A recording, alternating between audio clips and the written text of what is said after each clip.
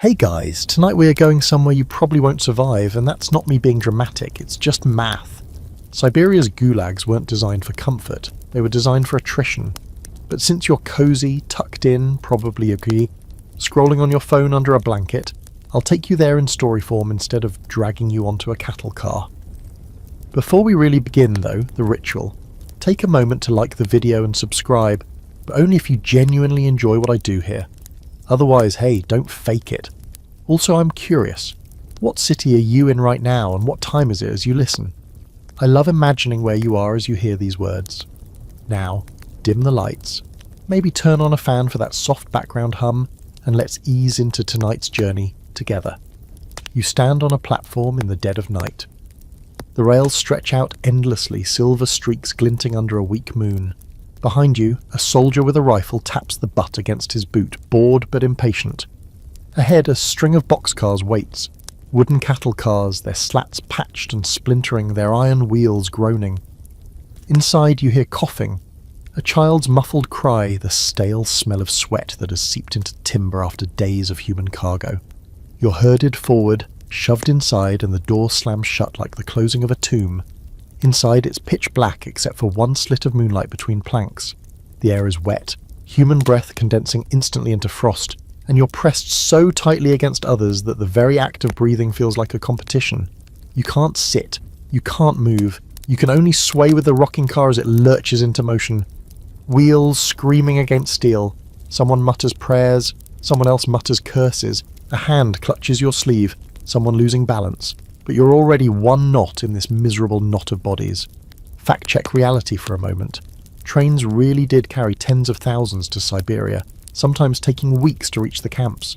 There were no bathroom breaks, no comfort stops, just a pail into the corner that overflowed by day 2.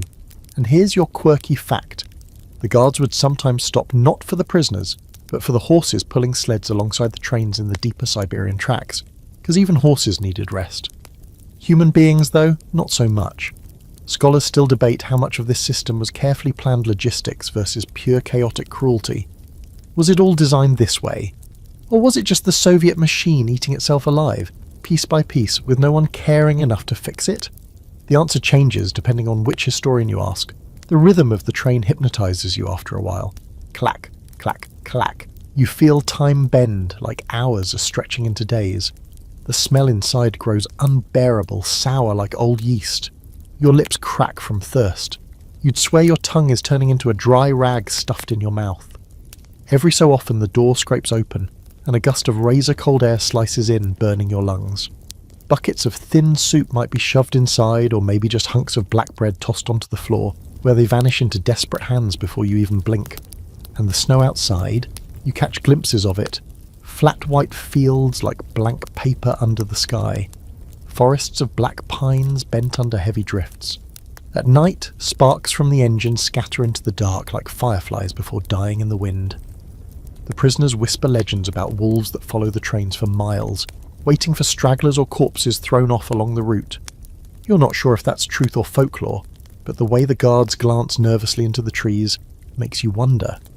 A man next to you begins humming. It's low, tuneless, but it cuts through the rattling wheels. The guards bark at him to stop, but he doesn't. The sound swells, others join in, and for a moment the whole car is alive with ragged voices. They're not singing a song anyone recognizes, it's just noise, human noise, louder than the train, louder than the emptiness outside. Then silence crashes back down.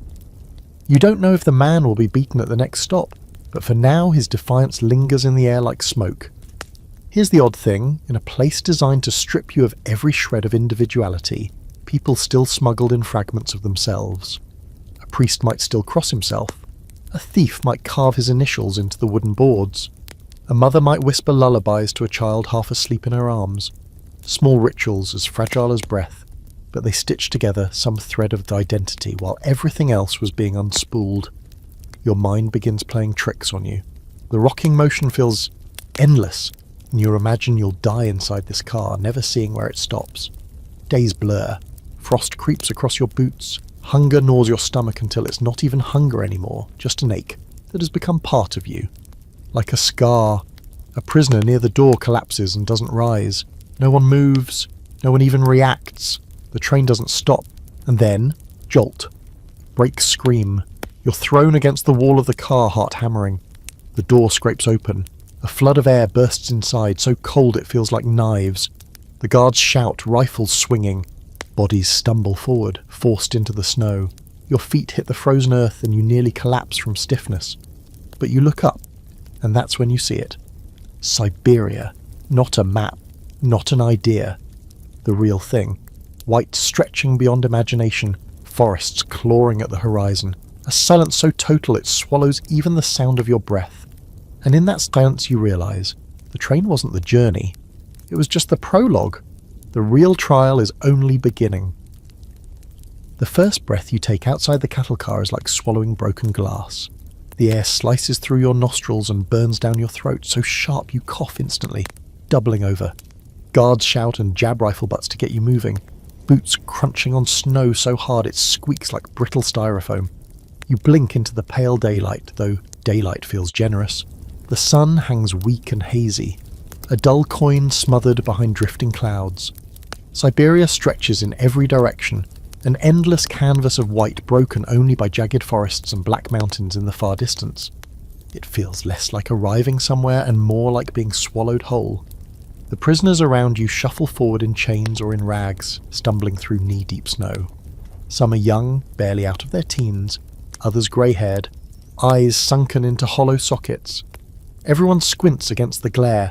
The light ricochets off the snow until your vision goes spotty, a constant shimmering blindness.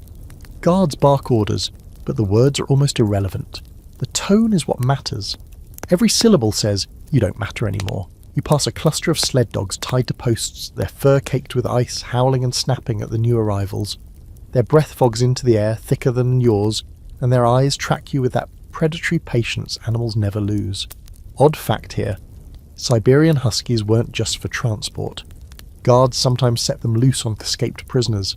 History records more than a few cases of dogs finding fugitives faster than soldiers ever could. It adds to the surreal equation, men starving, freezing, breaking rocks. While animals were fed and kept strong because the system trusted dogs more than human beings, you're marched past a barren clearing where guard towers loom on wooden stilts, silhouettes against the sky. Barbed wire encircles everything, sagging under the weight of frost, glittering like twisted necklaces. The towers look skeletal but alive, each one crowned with a searchlight and the shadow of a guard holding a rifle. Somewhere inside those beams of glass and metal you feel your humanity leaking away. One prisoner stumbles in the snow, too weak to rise again. A guard barely slows, just yanks him up by the collar and shoves him forward. He collapses once more and doesn't rise. The column keeps moving. No one dares break rank to help, that's the cruel arithmetic. You save him, you risk yourself. Some whisper that every prisoner was already counted as half dead on arrival. The state didn't bother distinguishing between who made it through the gate and who froze 10 paces away. Historically, these first glimpses of Siberia broke many people before the actual camp did.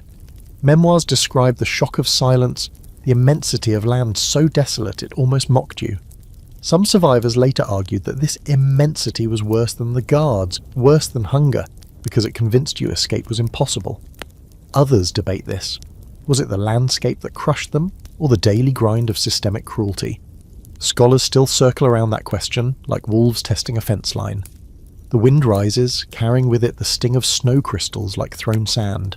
Your ears ache instantly, your breath crystallizes on your lashes, and even blinking becomes painful. You realize what makes Siberia so terrifying. Not just the cold, but the permanence of it. You can layer wool on wool, fur on fur, and it still seeps in. There's no true escape. Even the soil beneath your boots feels frozen into eternity. You're herded toward the camp gates, but before you reach them, you glance around and catch your first panoramic view. Behind you, the train is a toy in the distance, already shrinking, ready to vanish back into the west and leave you here. To the north, forest stretches like a black scar. To the south, nothing but rolling tundra. Eastward, the horizon dissolves into pale sky, indistinguishable from the land. Every direction says nowhere to run. At the gate, prisoners are halted. Guards step forward, fur hats pulled low, cigarettes clenched between lips. They look you over as if at livestock, nudging with rifle barrels, occasionally laughing at some private joke, One spits in the snow, the black stain freezing before it soaks in. Then, with a groan of metal, the gates swing open, and you step inside the compound. The yard is mud frozen into waves, like a sea turned to stone. Barracks lean drunkenly against each other, timber swollen and warped from years of ice storms. Chimneys smoke faintly, promising warmth but delivering only smoke-stained air. Dogs patrol the inner fences, their chains clinking as they lunge at passers-by. And over it all, silence. Not peace, not serenity, just the muffled quiet of snow swallowing every sound until you feel your own heartbeat louder than footsteps. One of the prisoners whispers to you as you pass under the gate, "Forget who you were before." That person is gone. You're not sure if it's advice or a curse. The gates slam shut behind you with a hollow clang that echoes longer than it should, as though even the sound wants to escape but can't. The first thing you notice isn't the barracks or the guard towers anymore, it's the way the camp swallows your name. Before you've taken 10 steps inside, a guard with a clipboard shouts numbers, rattling them off like livestock tallies. One by one, prisoners are stripped of whatever fragile dignity they carried with them. Your turn comes, and your name and the thing tethered to your whole life, family, friends, past, vanishes under the scratch of a pencil. In its place, a number. That's all you are now, a neat little code in Soviet bureaucracy. You're herded into a registration shack, the walls sweating with dampness despite the cold. The stench inside is a mix of ink, wet boots and fear. Guards bark orders, empty your pockets, hands on the shovel stripped down. Any little keepsake you've hidden is pried away, catalogued or tossed aside. A wedding ring? Gone. A photograph of your child? Confiscated or slipped into a guard's pocket. Even a button or a scrap of fabric is considered contraband. What you thought you could cling to is snatched with casual cruelty. Fact of history, the Gulag system was meticulous in its paperwork. Even in places where medicine was non-existent and food supplies crumbled, the records were obsessive. Pages upon pages tracking numbers, not lives. A strange irony. Prisoners starved, but the archives were well fed. The quirky side note? Sometimes clerks grew so lazy or cold that they reused the same prisoner numbers for entirely different people. Imagine that, you and another man across the tundra sharing the same numerical identity, like bureaucratic twins who'll never meet. Scholars still argue whether this obsession with order reflected Soviet efficiency or was simply a mask for total chaos. Did it actually keep the system running, or was it just theatre on paper while lives dissolved in the snow? You're ordered to stand naked for inspection. The floor bites your feet with its frost, the boards colder than iron. A guard walks down the line, pointing with his rifle barrel like he's picking out fruit at the market. He doesn't see you as flesh and blood, just as another expendable unit in the machine. You shift slightly, but his glare snaps you still. You realise quickly, motion, hesitation, even an accidental gesture can earn you a strike across the face. When the uniforms arrive, the mockery is complete. You're handed rags that pass for clothing, thin cotton shirts, trousers that don't fit, boots stuffed with straw. Everything smells faintly of mildew and sweat from whoever wore it before you. The boots are worst. One is larger than the other, and both are cracked, leaking cold the moment you step back outside. Around you, men shuffle into their new skins, transformed instantly into rows of grey ghosts. A guard stamps your number onto a small piece of tin, a tag you'll wear on your chest. It clinks when it swings against your ribs. That sound will haunt you, because every clang reminds you you are not a name anymore, just a tag in a ledger. You're marched to a table where an officer with ink-stained fingers scribbles furiously. He doesn't look at your face, just your chest where the number gleams. His pen scratches, pages flip. Somewhere in that mess of handwriting you cease to exist as the person who boarded the train. It's a burial without a grave. For a moment you think about home, a kitchen window, maybe, or the sound of your mother's voice. But already those memories feel slippery, like trying to grip water in a frozen stream. The guard's constant shouting drowns it out, and the reality of the camp presses down. The only thing that matters here is endurance. And here's the strange, almost grotesque twist. While stripping you of identity, the system sometimes accidentally created new ones. Prisoners carved out reputations, the professor, the thief, the singer, nicknames that stuck harder than numbers. Human beings are stubborn about identity, will invent it out of nothing, even when it's forbidden. At the far end of the shack, a young prisoner tries to joke, muttering something about how his new boots will make him a ballerina. A guard smacks him instantly, knocking him against the wall. Blood spatters across the snow-dusted floorboards. No one laughs, no one reacts. The message is clear. Humour is dangerous currency here. You shuffle back outside with the others, your new uniform stiff and alien against your skin. The cold bites harder now, partly because you've been stripped of your own clothes, but partly because you've been stripped of yourself. The walls of the camp loom taller than before, the guard towers sharper. It's not just wood and wire, it's the erasure of everything you once were.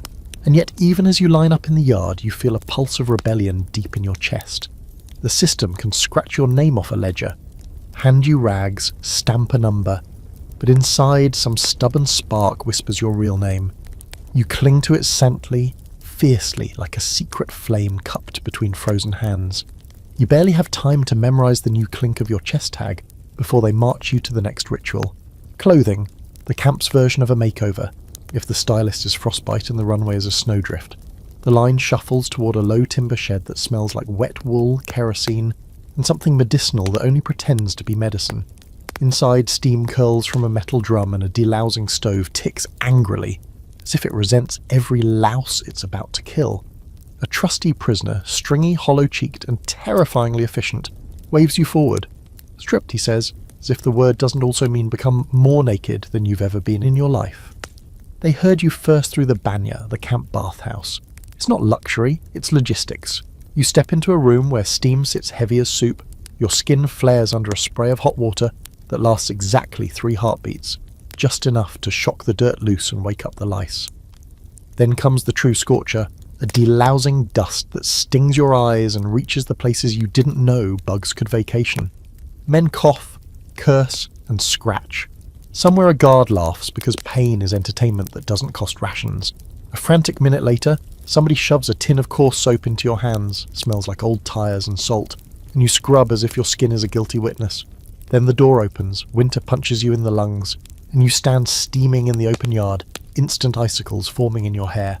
Congratulations, you're parboiled and flash frozen like a dumpling. Now, the issue window. Historical fact break. In many camps by the 1940s, standard kit meant a quilted jacket, telegreka, padded trousers, a cotton shirt, fingerless or mittened gloves, rukavitsi, a cap, and foot wraps, portyanki, instead of socks. Felt boots, velenki, were coveted winter gear, but not guaranteed. Guards or favoured prisoners got them first. Shalamov wrote that losing even a single foot wrap in Kolyma could mean frostbite within minutes. The trustee slaps a bundle onto the counter. Next, you take it all like gifts from a malicious Santa. You learn fast that clothing here is math, not fashion. Every gap equals heat loss. The shirt is a whisper of cloth. You double it under the jacket, and it still feels like you're wearing air. The telegreka is bulky, stitched with cotton batting that's half fallen out, the colour a grease-stained grey that manages to attract more grease by simply existing. The trousers cinch with a string that snaps when you look at it wrong. Your cap won't cover your ears unless you crush it down so hard you give yourself a headache.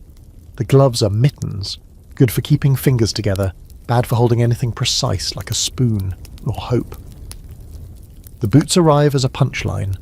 One Valanok, one leather relic that's lost the will to be a shoe. The felt boot is warm but useless once wet. It drinks melted snow like it's been waiting for a bar all winter. The leather one is cracked like old lake ice, the toe scabbed with tar. The trustee shoves you a strip of cloth, foot wraps. You'll come to worship these plain squares. The trick, whispered from prisoner to prisoner, is to fold them tight and smooth, heel-locked, no creases. One wrinkle and it will cut your foot like wire by midday. You do your best imitation, wrap, tuck, then slide feet into mismatched footwear and feel the immediate truth. You are walking on borrowed time. Quirky survival hack of the day. Prisoners line their velenki with newspaper, birch bark, even scraps of cement sack, and rubbed boots with animal fat or candle stubs to waterproof them a tiny bit. Others stitched extra layers from stolen flour sacks. The pale cloth marked with state slogans now hugging ankles like a private joke. There are stories of men trading a week's bread for a single felt insole. Sounds irrational, until you realise warm feet mean living to trade bread again. The warehouse clerk, eyes glazed with boredom, scribbles on a card and barks your number. He does not look at your face. He stamps the paper like he's cancelling a train ticket.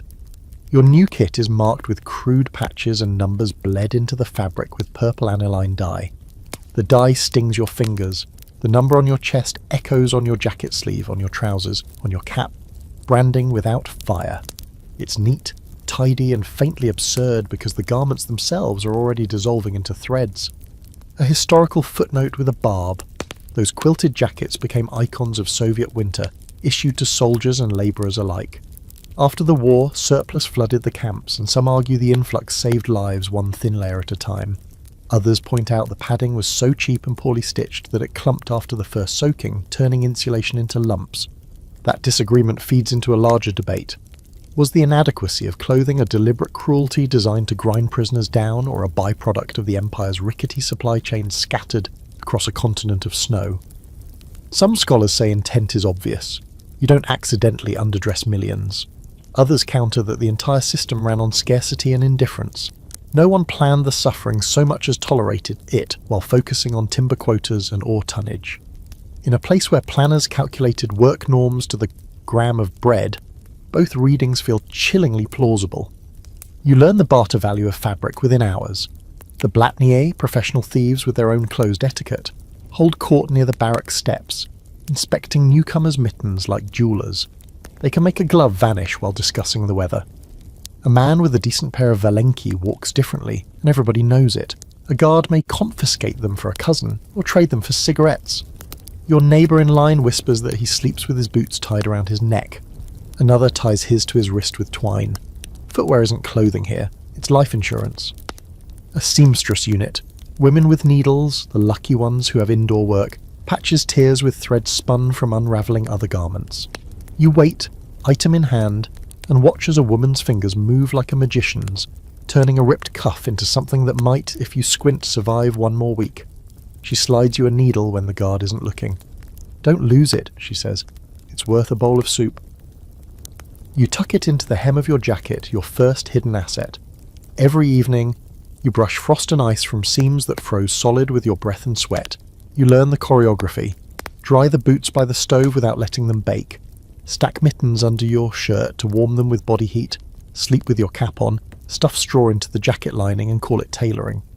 You press your hands to your ribs and listen to the soft jingle of your tin tag against the telegraker, a metronome that keeps time with this new, smaller universe. On Banya Day, the whole camp becomes a slapstick tragedy. You sprint from steam to snow and back again, your garments hanging on pegs like a row of molting birds.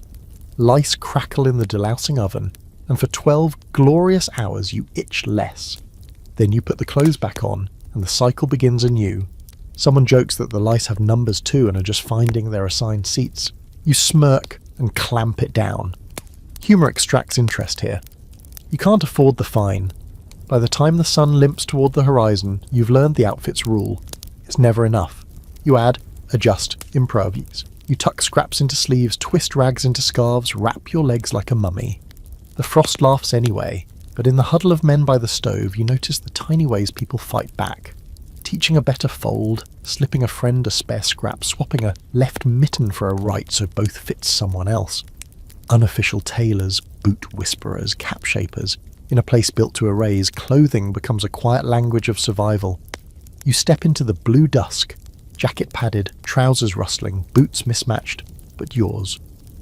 The wind noses at every seam like a curious animal, then sinks its teeth. You square your shoulders. All right, Winter, you think. Let's see if this quilt and I can outstubborn you for one more day. The tag at your chest taps twice, once for the state, once for you. You breathe, and the air rings like glass. The barracks crouch at the edge of the yard like a row of tired animals, timber dark with age and weather, roofs hunched under a hard frosting of rime. A guard waves you toward to one as if he's pointing to your forever home on a grim real estate tour. The door drags when it opens, wood swollen, hinges complaining, and a broad breath of air rushes out that's equal parts smoke, damp wool and human. You step in and feel the temperature change, and not to warmth, but to a different flavour of cold. Indoor cold, stale and used. A blanket that's been sneezed into for years. Inside, the light is the colour of old tea, what little gets past windows filmed with ice. Frost crawls the panes in feathered patterns that would be beautiful if they weren't also a diagnosis. Wind comes through somewhere, Drafts slide under the door and whisper through the wall seams, making the candle flames stutter. The floor is a patchwork of boards scabbed over the mud, tracked with snow that never quite melts. In the centre squats a black iron stove, dented and scorched, the camp's reluctant sun. It radiates heat for a 2-metre circle, then gives up, leaving the outer beds to the wolves. You find your allotted space on the nary, rough plank bunks stacked 2, sometimes 3 high. It's generous to call them beds. They're shelves for the living, each plank wide enough for 2 bodies if everyone agrees not to roll. You climb up and the wood flexes like an old boat dock. The mattress is straw stuffed in a sack that leaks. The pillow is a rumour. You set your boots under your head and thread a cord through the straps, knotting it around your wrist. By morning your neck will kink, but your boots will still be yours. Welcome to interior design by hypothermia. Bunks clustered toward the stove if you have status. Banishment to the outer reaches if you don't. Historical fact to nail this down. Memoirs from Kolyma, Vorkuta, Norilsk, and dozens of lesser-known camps describe barracks crammed with triple-decker bunks, housing hundreds in a single room, with a single iron stove and windows stuffed with rags or paper. The plank bunks, the nary, were the norm, and the lucky few near the stove paid for that privilege in favours, bribes or fists. It wasn't just where you slept, it was a social map of power. You test your new blanket, thin, stiff with old soap stamped with numbers like a cattle brand, and tuck it tight around your feet. A veteran prisoner slides in beside you, nodding at your strung-up boots. "Good," he says. "Now your spoon." You raise an eyebrow. He shows his, a dull metal spoon tied to his wrist with twine, the handle tucked up his sleeve so it clinks if anyone tries to lift it in the night. "People steal anything," he says. "Spoons are easiest to sell, so quirky but true. There's a whole microeconomy around spoons, a currency in a place that pretends money doesn't matter." The stove barks as someone feeds it a handful of chopped wood. Heat slides across your face, then stops at your chest as if the air has borders. The men closest to it doze with open mouths, steam curling from their lips. Those on the far bunks hunch inside their coats, breath fogging, eyes sunk deep. There's a rule posted, no drying boots on the stove, because leather splits, felt burns and smoke fills the room. But the rule is mostly decoration. People risk it anyway, hovering shoes near the stove door the way city folk hover hands above a radiator. You learn quickly the rhythm of evening. Feed the stove, nurse your toes, thaw your gloves, fight the drafts with rags shoved into cracks. Bedbugs wake before you do. They march out of the seams the moment bodies heat the boards, a living drizzle that sets nerves on fire. Men slap, curse under their breath, scratch until skin scabs. Someone swears there's a sweet spot. If you sleep half outside the blanket and keep your feet hot, they prefer the other guy. A fringe tactic, some smear a thin ring of laundry soap around the edge of their bunk, claiming the bugs won't cross. Science is not impressed, but desperation is a better laboratory. Rats skitter the rafters, drop to the floor with soft plops, and go about their night business. Absolute monarchs of the crumbs. You hide your bread in your cap and your cap under your back. You dream of cats. Your neighbour tells you the draft has a name, the little river, because it finds you every night and flows through your bones. You trace its path with your hand, under the door, up along the wall where a board has split, across your bunk like a ghost on patrol. You stuff the gap with a page torn from a camp newspaper. The headline screams about steel production. You use it to stop the wind from freezing the tip of your nose. The stove pops again and dies a little. A trustee scowls and locks the wood box. Nights burn fuel faster than rations allow. Here's where the scholars argue. Was the barracks cold a deliberate tool of control, keep people too numb to rebel, or just the math of scarcity on a continent-sized construction site? Some accounts insist stoves were throttled as punishment. Others point to logistical chaos and the sheer distance supplies had to travel. The debate loops back to intent versus indifference, like everything here. You don't have time for theory. Your toes are bargaining for their lives. A guard steps in for a count, breath smoking. The door open long enough to let half of Yakutia inside. He stares down the rows, lips moving, 1, 2, 3, then snaps it shut and leaves. Rooms like this depend on discipline by ritual. Counts, lights out, wake-up searches. Even with the ritual, the barracks hum with subroutines. A thief slides along the floorboards, silent as a shadow. The professor in the corner whispers grammar rules to himself. A woman from the sewing brigade, lucky enough to sleep near the stove, threads a needle in the dying light. patching a stranger's sleeve for an extra ladle of soup. You close your eyes and try to trick your body with a trick someone taught you. Breathe slow. Pretend you're warm. Picture a sunlit room, a window open to summer, a bowl of cherries, the click of a bicycle wheel. Your brain complies for half a minute. Then a draft sighs across your ankles and your imagination trips over its own scarf. You pull your jacket tighter and curl like a comma. Somewhere a man starts a song under his breath, something about a road and a river, and 3 voices join, then 5, and then it stops because the door creaks and nobody wants to be noticed. A small mercy on Banya Day, when the delousing oven cooks a generation of lice to ash. You come back to a barracks that almost feels new. Sheets, such as they are, hang in the steam like ghosts. For 12 hours, you aren't moving your hand under the blanket like a fiddler tuning a violin. By tomorrow, the bugs will be back, coin-operated and tireless. But for now, the boards smell faintly of carbolic, and that counts as luxury. As you drift toward a thin sleep, the room clicks and settles, wood talking in cold syllables. Your tin chest tag taps once against your sternum. The stove breathes shallowly, a tired animal. You whisper your name, not the number, the name, and feel it hover in the air above your bunk like warm breath. Someone turns, the boards creak. Outside, the guard tower light swings a slow arc. Inside, the drafts keep their rounds. The barracks of timber and rot hold you the way a broken hand might hold water. Badly, reluctantly, but enough to keep you until morning's whistle. Morning hasn't really begun when you meet the commandant. It's still the grey between night and day, the hour when frost glues breath to the inside of windows and the camp lies silent except for the crackle of the guardhouse stove. Then the whistle tears it open. The barracks shudder awake, boots pulled on stiff as boards, numbers mumbled in half-sleep, mittens shoved onto hands that are already numb. You shuffle outside into the line-up yard, snow squeaking under your mismatched footwear, and that's when he appears. He doesn't march, he strolls. A man in a long fur coat, high boots polished like black glass, a pistol at his hip. The hat is what catches you. An enormous fur ushanka, ear flaps tied up so it looks like the crown of some carnivorous beast. His face is all angles, cheeks raw from the cold but eyes sharp and small, glittering like chips of obsidian.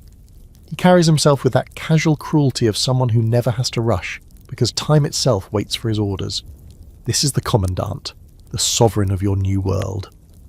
He paces down the line, boots biting into the snow with deliberate rhythm. You can feel the prisoners stiffen like trees in wind. He stops at random intervals, plucking at a jacket sleeve, nudging a prisoner's chin up with the tip of his cane. The cane, yes, another accessory, more symbol than tool, though he uses it to jab ribs, flip caps, or knock a man to his knees with a crack across the shin. You realise quickly, he doesn't need to pull the pistol. The cane is enough.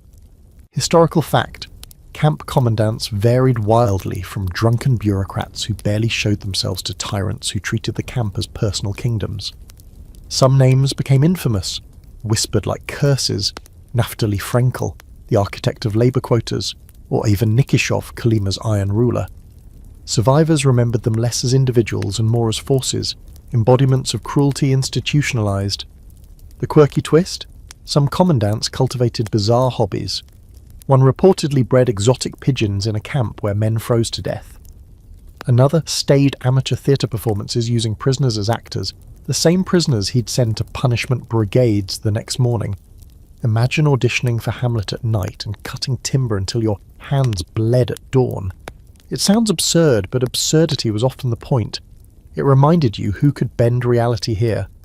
The man in front of you trembles slightly, boots sinking in the snow, and the commandant stops. He studies the prisoner's cap, too loose, tilted on his forehead, then smacks it off with the cane. The cap lands in the snow, instantly soaking, ruined. "Discipline," the commandant says in a voice that's surprisingly soft, almost intimate. The prisoner bends to retrieve it, but a guard kicks it farther, laughing. The commandant doesn't join the laughter, he just watches, eyes unreadable, before moving on. The silence he leaves behind is heavier than any shout. The debate among historians is whether these commandants were true believers in Stalin's system or opportunists who thrived in it.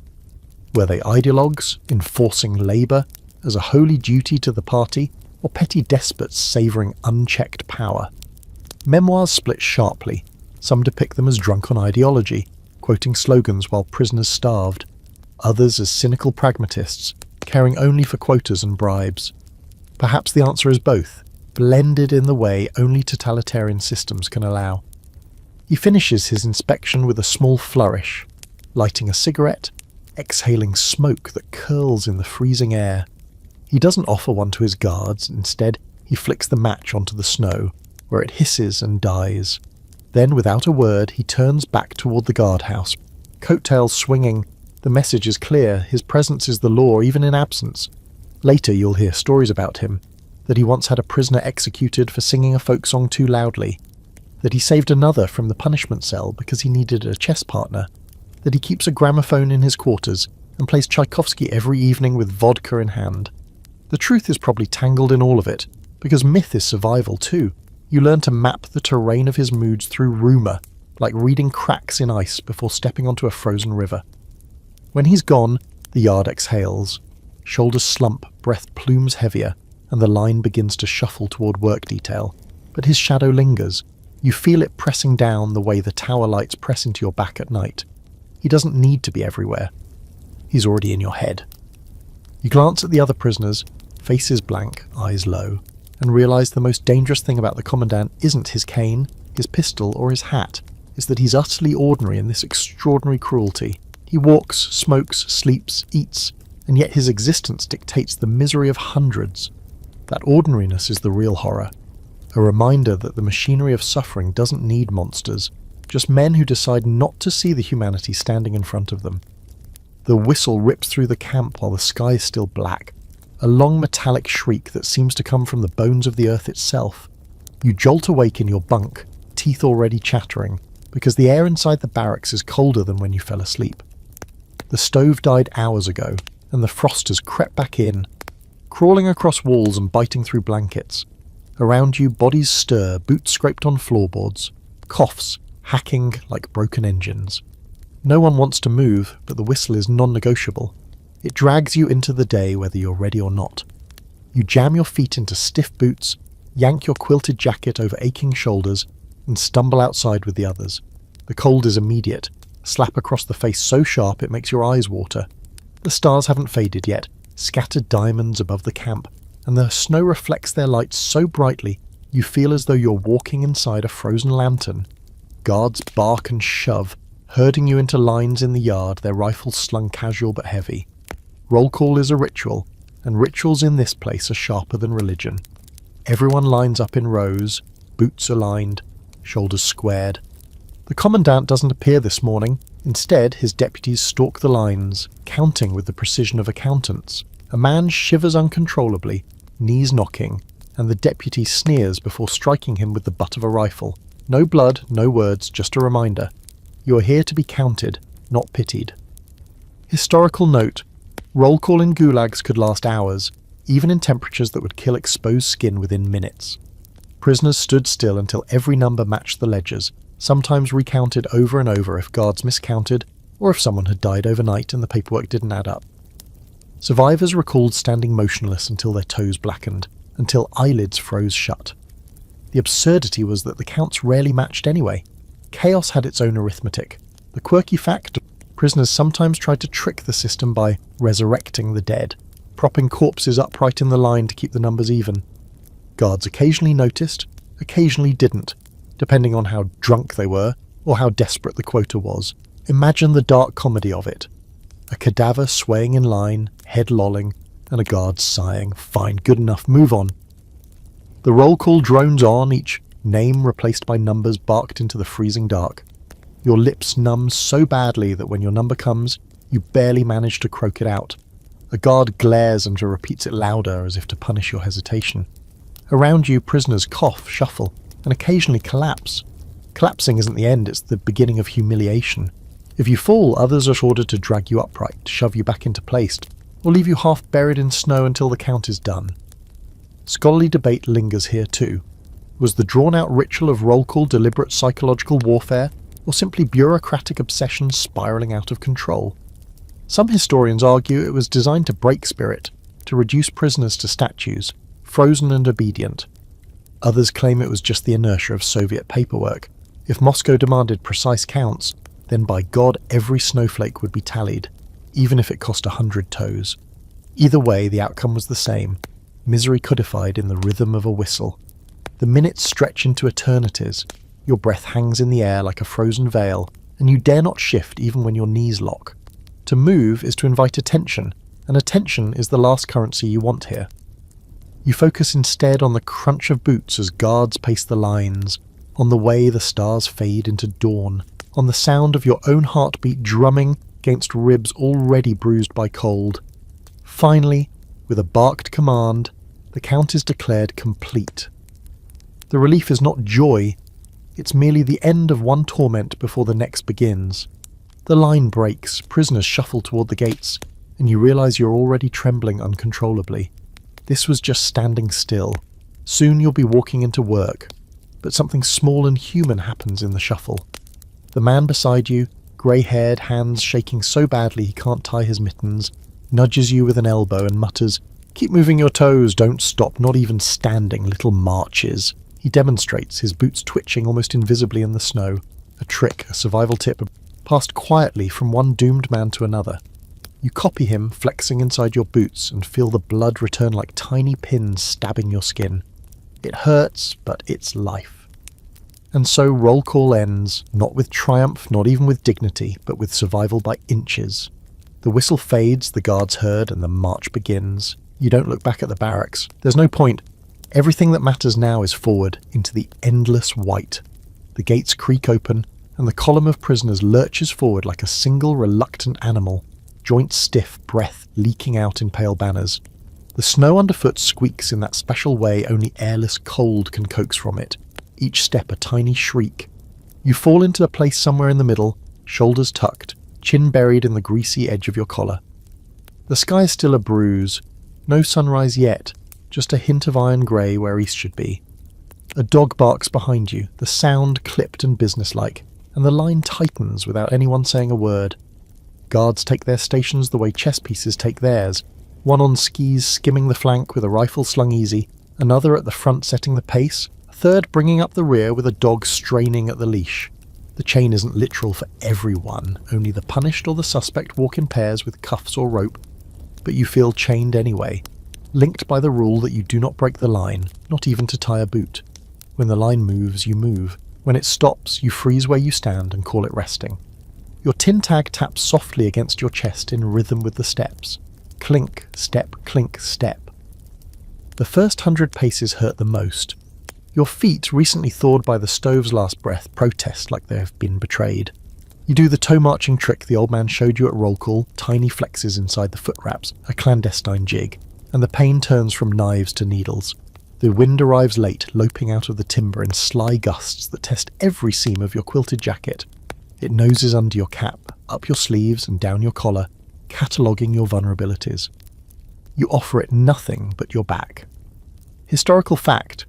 In many camps, the march to the work site could stretch 5, 10, even 15 kilometres each way, done in temperatures that dip to 30, 40, sometimes worse.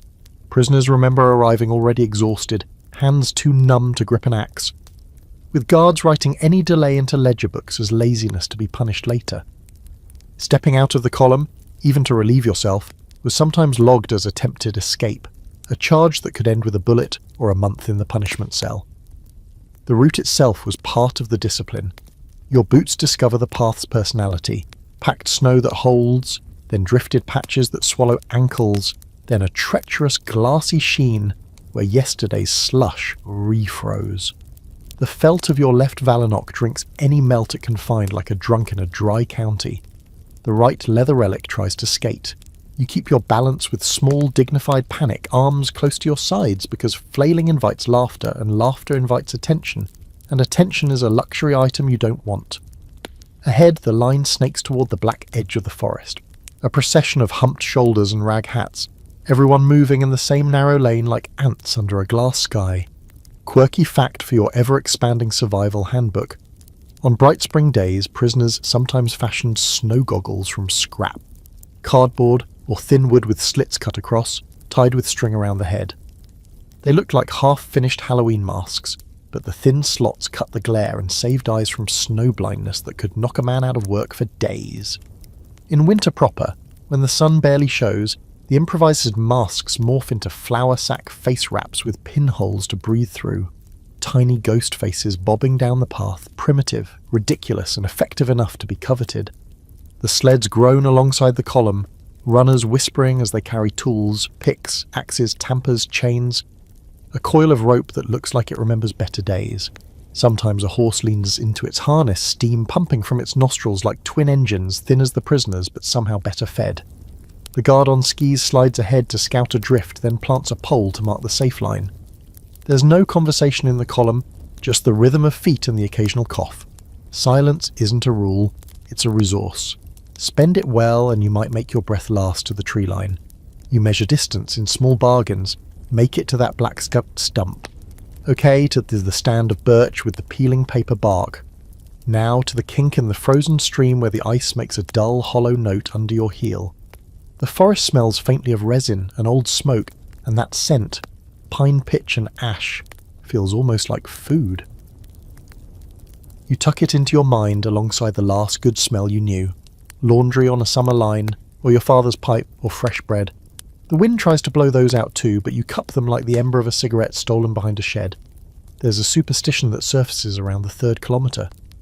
The man on your left, a scholar by the look of his fingers, lifts a glove and taps his own tin tag 3 times with a knuckle. For luck, he mutters, voice muffled through wool. For count. For return. He does it every morning just before the forest swallows the path. Another prisoner spits to the side to check the wind. The gob freezes mid-fall and shatters like sugar. A fringe habit catches on. Some bite a strip of birch bark as they walk, swearing it keeps the mouth from cracking and tricks the brain into thinking it's drinking. Science rolls its eyes, the brain desperate doesn't. The guard behind you yells at a laggard to close the gap, the word bystree snapping like a twig. You quicken a fraction without changing your stride, a prisoner's magic trick. Faster without moving faster. Your mittens creak where the sweat inside has frozen, and you keep your thumb tucked under your fingers to save it from the wind. There's a lesson nobody taught, but everyone learns. Your hands are coins. Spend their warmth only when you must. A raven follows the column, black on white, hopping from larch to larch with the confidence of royalty. It croaks once, an ugly sound, and you think, because your brain needs stories, that it's taking attendance too. The dog sniffs the wind and whines, and you catch a scent you can't place. A river under ice, maybe, or the memory of warmer mud. For a flash, you imagine turning left and walking until the white gives up a town, a cabin, a kitchen with a chipped blue bowl. The imagination is a generous liar. The dogs were trained for that lie. The forest, especially, does not negotiate. Here's the scholarly debate that clacks in the back of your head like loose teeth. Were these long marches an intentional tool to wear prisoners down and discourage escape? Or just the geometry of remote industry? Mines and logging tracks where they happened to be, with barracks set where transport allowed? Some historians hold that inefficiency was cruelty by design, a slow bleed of calories turned into compliance. Others argue that the Gulag was a jury-rigged economy sprawling across impossible distances. The walking was a logistical compromise, not a calculated torment, though it worked as torment all the same. You don't resolve it, you just walk. Occasionally the line stops dead. A human traffic jam around a drift or a blown bridge of ice, and the rear guard uses those moments to stare down the row, counting.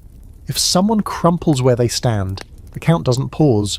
2 prisoners hook elbows and drag the fallen through the snow like a sack of grain until the man lurches back upright. The rhythm must not break. The sleds tinkle as their chains settle. A guard glides past on skis, his face as blank as a new ledger page. You study the footprints ahead to place your own. Step where another man's soul has already compressed the snow. Pack the path a little denser, steal a fraction of his work. You tuck your scarf tighter, cram your cap down until it pinches your brow, and breathe through your nose even when it burns. Your toes count like metronomes. 1, 2, 3, don't go numb, and you bribe them with promises of the stove at lunch that you know will be lukewarm at best. The birch bark in your cheek softens into a bitter wad. You keep it anyway. When the forest finally opens to the work site, it's like stepping onto a stage that forgot its play. Cut stumps stipple the slope like rotten teeth. Piles of frozen logs lie rigid as bones, banded with ice. A hoist creaks somewhere, a skeletal arm against the lightning sky.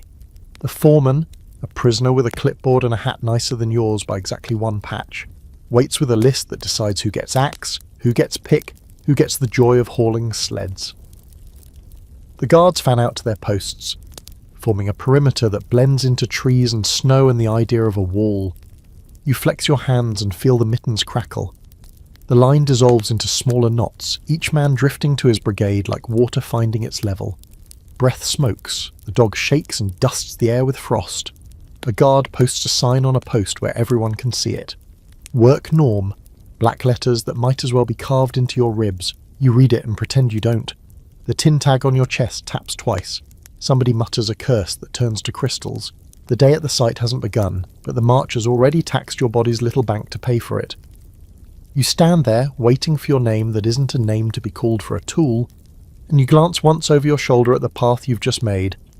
A faint grey groove in the white leading back toward fences and drafts and bedbugs and the small circle of heat.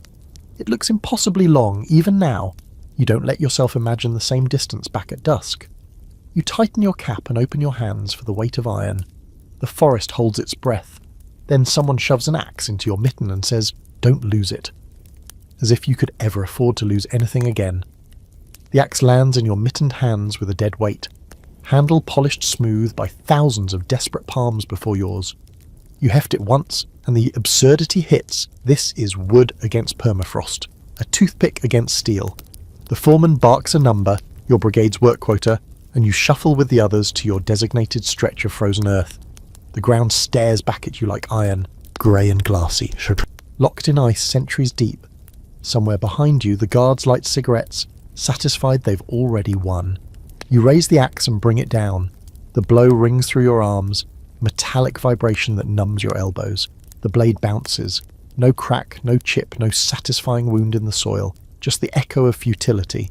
The man beside you grunts and swings his pick with similar results. The sound is like church bells rung by starving men. Sparks leap up, tiny fireworks against the bleak sky, then vanish instantly into the cold. Historical fact, mining and construction work in permafrost was often done with hand tools, picks, shovels and axes, because machinery either froze, broke, or never arrived. One method, Costrovanier, involved burning fires directly on the ground overnight to thaw the upper layer of permafrost. In the morning, prisoners shoveled away the ashes and hacked at the softened crust before it refroze by midday. The process was backbreaking and laughably inefficient, but the system demanded it. You try the fire-softened ground trick one morning, and for a fleeting hour the pick actually bites. The earth yields a shallow scar, dark soil revealed like treasure. But the victory is cruelly brief. By the next day that wound is frozen shut again, harder than before, as if the land resents being touched. You realise Siberia is not more neutral, it's actively hostile. Quirky fact to lighten, or maybe darken the scene. Prisoners sometimes used their own body heat as tools. Memoirs describe men urinating on frozen axles, locks, or even picks to loosen them. The joke was bitter.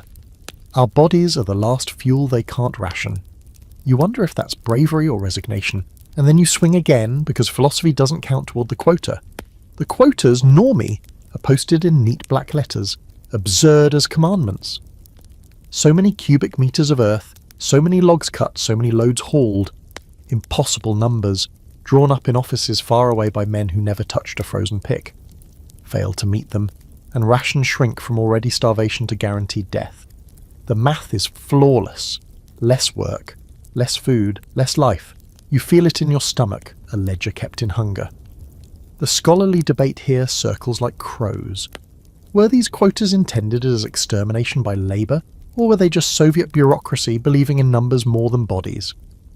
Some argue the Gulag was a death machine disguised as an economy. Others claim it was an economy that happened to kill. The documents list tons of ore, hectares of timber, miles of canal, but they don't list you. That silence is the most eloquent part. The hours drag, sweat forms despite the cold, soaking your shirt until it freezes stiff. Your mittens turn to clubs of ice. The axe handle slips in your hands, blistering skin even through calluses. You glance at the guards and their faces tell you, don't stop, don't even lean, so you swing again, teeth clenched, lungs burning. Each blow feels like it carves nothing but seconds off your life. At lunch, if you can call it that, you shuffle to the fire pit where a pot of soup sloshes thin broth into dented tins. The liquid is more memory than meal, hot water flavoured with cabbage, maybe a stray grain of barley if you're lucky. Bread comes in slices so thin you can see the firelight through them. The veterans cradle their ration as if it's a newborn, tearing it into precise pieces to trick the stomach into believing it's more. You learn to eat slowly, tongue savouring each crumb as though it were steak. The guards don't hide their feasts. They unwrap someone's sausage, tear into loaves, pass around flasks. The smell drifts over like an insult. Once, a guard tosses a gnawed crust into the snow. A prisoner dives for it, shoves it in his mouth before it freezes solid. The guard laughs until he wheezes, then lights another cigarette. The cruelty is not in the crust. It's in the performance. When the whistle calls you back to work, your legs ache as though they've been replaced with iron rods. Swing, grunt, chip, repeat. The forest watches silently. Ravens gather on stumps, heads cocked, black feathers against white. They seem to know something you don't. Perhaps they're waiting for their ration too. By dusk, your brigade's progress is a mockery of the quota. The pit is shallow, the logs stacked low. The foreman scrawls numbers anyway, fiction dressed as fact, because quotas are satisfied on paper long before they are satisfied in earth.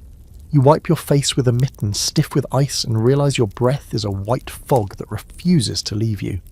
The snow has swallowed your footprints almost as soon as you made them. The march back is slower, bodies hunched, silence broken only by coughing. The sky bruises to black, stars stabbing through like pinholes in a frozen sheet. Your arms throb, your stomach twists, your boots grind raw against ankles.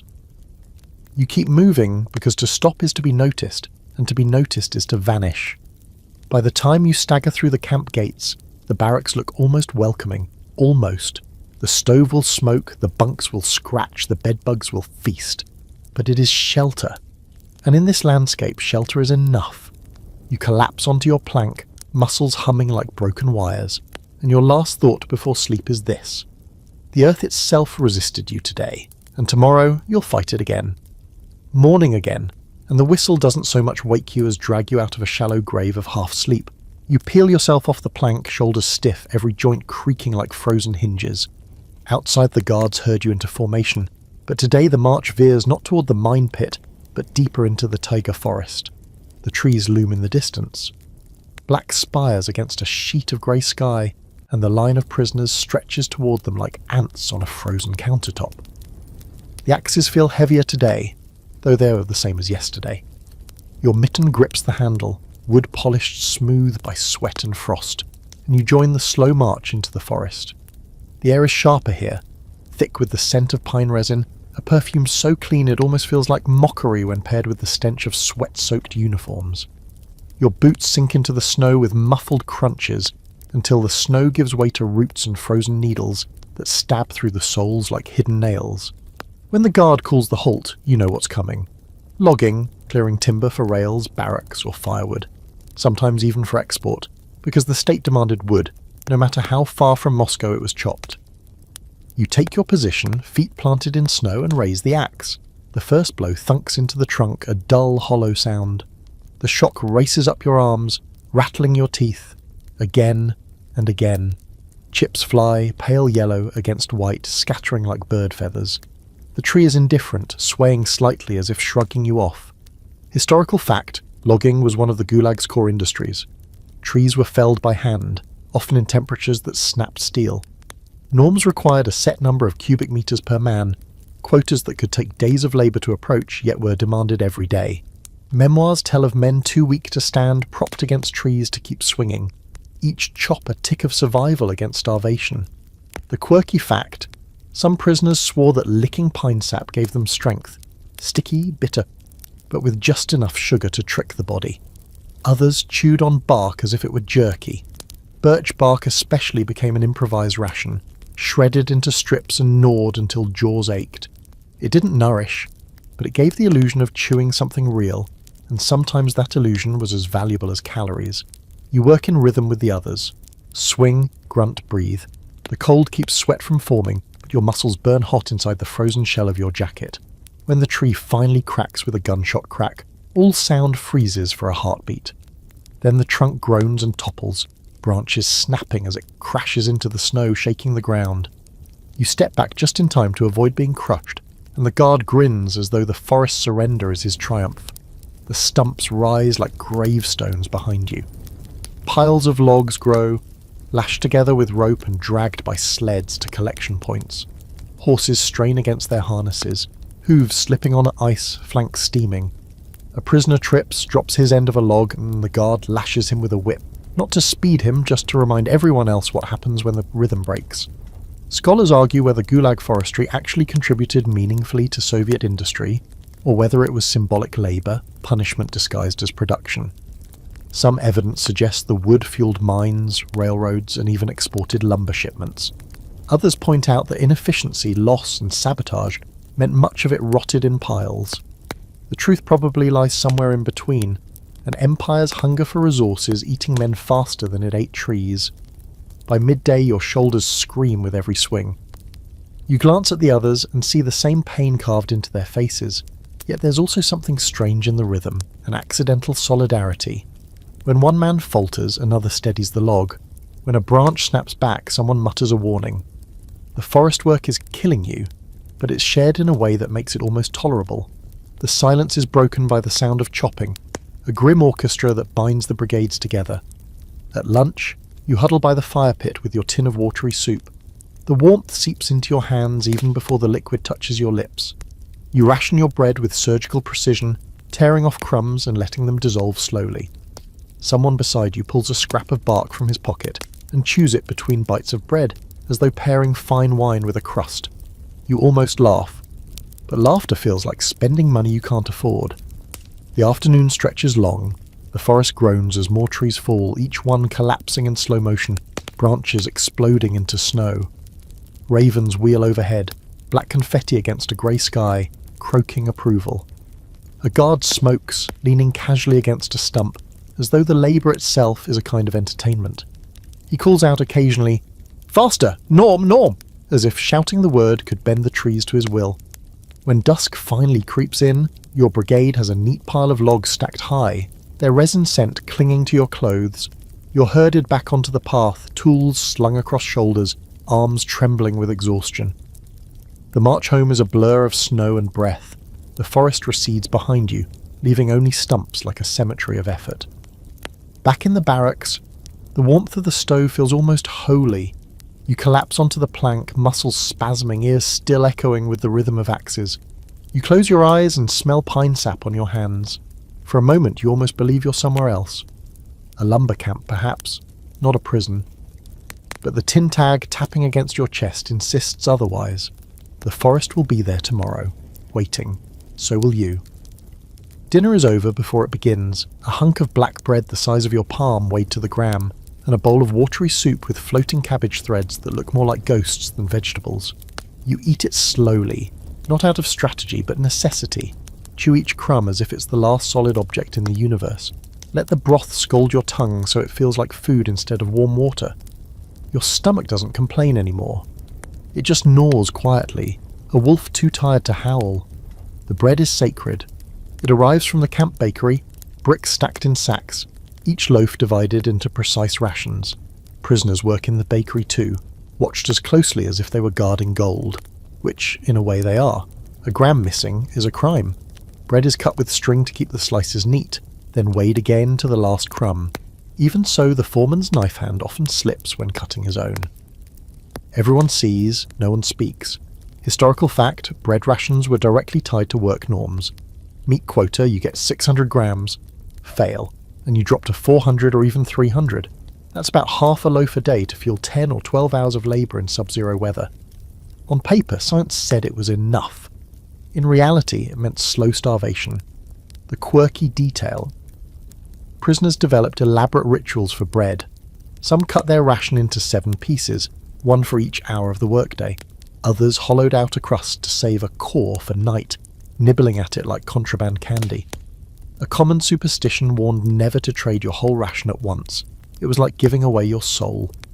The act of tearing bread became a ceremony, tiny fingers of control in a place designed to take all control away. You learn the tricks quickly. Hide the ration in your cap, because leaving it in your pocket makes it freeze stiff. Warm it near the stove just long enough to soften, but not so long it draws eyes. Some men toast theirs on shovels, browning the crust to make it seem like more. One man swears by dipping his ration in hot water. Makes it swell, fills the belly. He laughs as he says it. But the laugh is dry. Soup comes in endless variations of almost nothing. Cabbage water, millet husks, potato skins boiled until they disintegrate. Sometimes a rumour spreads. Today there's horse meat. The line surges with energy, only to sag when the soup turns out to be the same grey broth as always. On rare occasions, a piece of fat floats at the top like a jewel. The lucky one snatches it, chews quickly, swallows without tasting. Fat is life, fat is fuel. Scholars still argue whether the rations were intentionally set to starve, or simply the product of a failing system. Some point to documents showing exact calorie counts calculated to the decimal, proof that starvation was policy, not accident. Others argue supply lines collapsed in Siberia's vastness, and guards ate little better. Both might be true. What's undeniable is that hunger was the constant overseer, more feared than the guards, more relentless than the dogs. At night in the barracks, food becomes the only topic worth speaking of. Men whisper recipes like prayers. Someone describes a roast chicken in such detail you can smell the garlic crisping on the skin. Another swears his wife once baked a pie filled with cherries so red they stained his fingers. You close your eyes and listen, letting the phantom fade, the flavours fill your mouth. This oral cooking becomes a survival game. They call it fantasies, and it's the only feast you'll ever have here. Sometimes desperation warps into theft. A man wakes to find his bread gone, his boot still tied to his wrist, but his ration vanished from under his head. Panic erupts, accusations fly, the barracks becomes a snarl of curses. The guards don't care, let hunger police itself. The man weakens over the next days, his ribs showing, his eyes hollow. Everyone knows the thief, but no one names him. Silence is safer than justice. And yet, there are flashes of generosity too. Once, when you finish your thin soup, the old scholar beside you pushes half his bread into your mitten. "You're younger," he mutters. "Live longer." You shake your head, try to refuse, but he insists. The gift tastes like sawdust and sorrow, but also like something you can't name, proof that even here, a man can still act like a human being. The hunger never leaves. It follows you to sleep, curls up in your ribs, gnaws your dreams. You dream of kitchens, of tables heavy with bowls, of smells so rich they wake you. But when you open your eyes, there is only the barracks, the draft, the coughs, and the morning whistle waiting to drag you back into another day of swinging axes and counting crumbs. Hunger is the camp's truest commandant. The others carry rifles. It carries eternity. You start to notice that in this world, survival isn't just about strength or endurance. It's about cunning. Hunger gnaws at everyone equally, but not everyone responds the same way. Some turn sly, others ruthless, and a few discover talents they never knew they had, like how to barter a broken spoon into a night of safety. The camp has its own economy, and you quickly learn its currency isn't rubles. It's bread, cigarettes, favours, scraps of cloth, even words whispered at the right time. Cigarettes are king, even for non-smokers, they're more precious than food. A single one can be split into 3 trades, the paper for rolling, the tobacco for smoking, the butt for stuffing into a crack in your boot to keep snow out. Men sell them for bread slices, gamble them in whispered card games, or bribe guards with them for the chance at a softer work assignment. Sometimes the guards themselves trade, slipping a cigarette to a prisoner in exchange for information or for simple amusement. It's strange watching someone inhale smoke with the same reverence a priest gives a prayer. Historical fact, the Gulags ran on shadow economies. Official wages existed on paper, but in reality cigarettes, bread and warm clothing circulated as hard currency. Prisoners learned to fix boots, forge spoons, weave mittens from unravelled sacks, all services paid for with crumbs or smokes. Theft was rampant, but so was barter. Every item had value. Nothing was truly trash. The quirky detail. Salt became an unlikely luxury. It was rationed poorly, so prisoners licked axe handles, iron nails, even turned stones hoping to taste the mineral. Some survivors recalled trading half a bread ration for a pinch of salt, claiming it gave them the will to keep swinging tools. Others swore salt reduced frostbite, rubbing it into their mittens like some alchemical charm. Whether true or not, salt's reputation turned it into camp gold. You find yourself caught between temptation and necessity. Your neighbour offers to swap your spare foot wrap for a ladle of soup. You hesitate. The foot wrap means dry feet, but the soup means calories now. Do you gamble the future for the present? Everyone faces that question daily, and no answer is clean. Then there's theft. Bread disappears in the night, mittens vanish, spoons get lifted from sleeping hands. Guards don't interfere. They know hunger polices itself. Thieves or blatni hold power in the barracks. They walk with swagger, tattoos crawling up their necks, eyes sharp as knives. They steal openly and dare anyone to object. To fight them is to invite a knife or worse. To ignore them is to survive another night. But survival isn't only theft, it's craft. You watch a man peel strands of wire from the fence during work detail, hiding them in his boot. Later, he twists them into a crude needle and sells it for bread. Another prisoner slices slivers of wood into chess pieces, trading games for favours. Even humour becomes barter. A good storyteller earns extra soup just by distracting men from their misery for an hour. Scholarly debate lingers here. Was this shadow economy resistance or collaboration? Some historians argue it was a rebellion, proof that even stripped of everything, humans rebuild society from scraps. Others claim it served the camp system, keeping prisoners alive just long enough to meet quotas, a self-regulating mechanism of survival that replaced official rations. Either way, it blurred lines between victim and accomplice, thief and saviour. At night, you tuck your bread under your head, your spoon tied to your wrist, your boots looped with cord. You whisper trades in your mind like prayers, half bread for mittens, mittens for warmth, warmth for tomorrow. The man on the bunk above you mutters in his sleep about sausage, his hands twitching as if kneading dough. Hunger has turned everyone into merchants of fantasy. Then one evening, the scholar you've befriended slips you something wrapped in cloth. Inside, a cigarette butt barely an inch. He doesn't smoke, but he knows you can trade it. Use it carefully, he says, voice low. You stare at the stub as though it's gold. In this place, it might as well be. You don't sleep well that night. Not because of bed bugs or drafts, but because you're calculating how to spend it. Soup? A patch for your boots? Or keep it, hold it close like a talisman, a reminder that value still exists even in this wasteland. You tuck it deep into your pocket and close your fist around it until your fingers ache. In the darkness, you realise survival here is not about hope in the abstract. It's about strategy in the smallest details, trading scraps of life to buy just one more day. You learn quickly that the guards don't need to invent new punishments. Routine is punishment enough, but that doesn't mean they won't add flair. The brutality comes in layers, sometimes loud, sometimes quiet, always calculated to remind you who owns your bones. A shove with a rifle butt in the ribs because you lagged half a step behind. A kick to the shin when you stoop to retie your foot wrap. A slap across the face just because your eyes happen to rise too high. None of these gestures are about discipline. They're about theatre. Pain as performance. The dogs amplify the show. Muzzles froth with white breath. Chains clink. Teeth flash. You notice the guards rarely need to unleash them. Just a lunge, a growl, and the line stiffens instantly. It's efficient psychology. Why waste a bullet when a bark makes men freeze harder than the snow? The animals become characters in this grim play, co-stars with rifles slung lazily on human shoulders. Historical fact: accounts from Gulag survivors describe guards who varied from indifferent bureaucrats to sadists, who took pride in inventing torments. Some enjoyed striking prisoners with the flat of their bayonets, others favoured kicks, others simply let men collapse from exhaustion. Violence wasn't constant in the cinematic sense, but it was always near, ready to flare without warning. The quirky fact: some guards cultivated odd pets among the prisoners, men singled out for a trick, a song, or a story. A guard might slap a man daily for amusement, but then slip him an extra ladle of soup afterward, as though cruelty required a tip. In one camp, a guard reportedly made a prisoner recite poetry before roll call. If he stumbled, the man was beaten. If he succeeded, he got tobacco.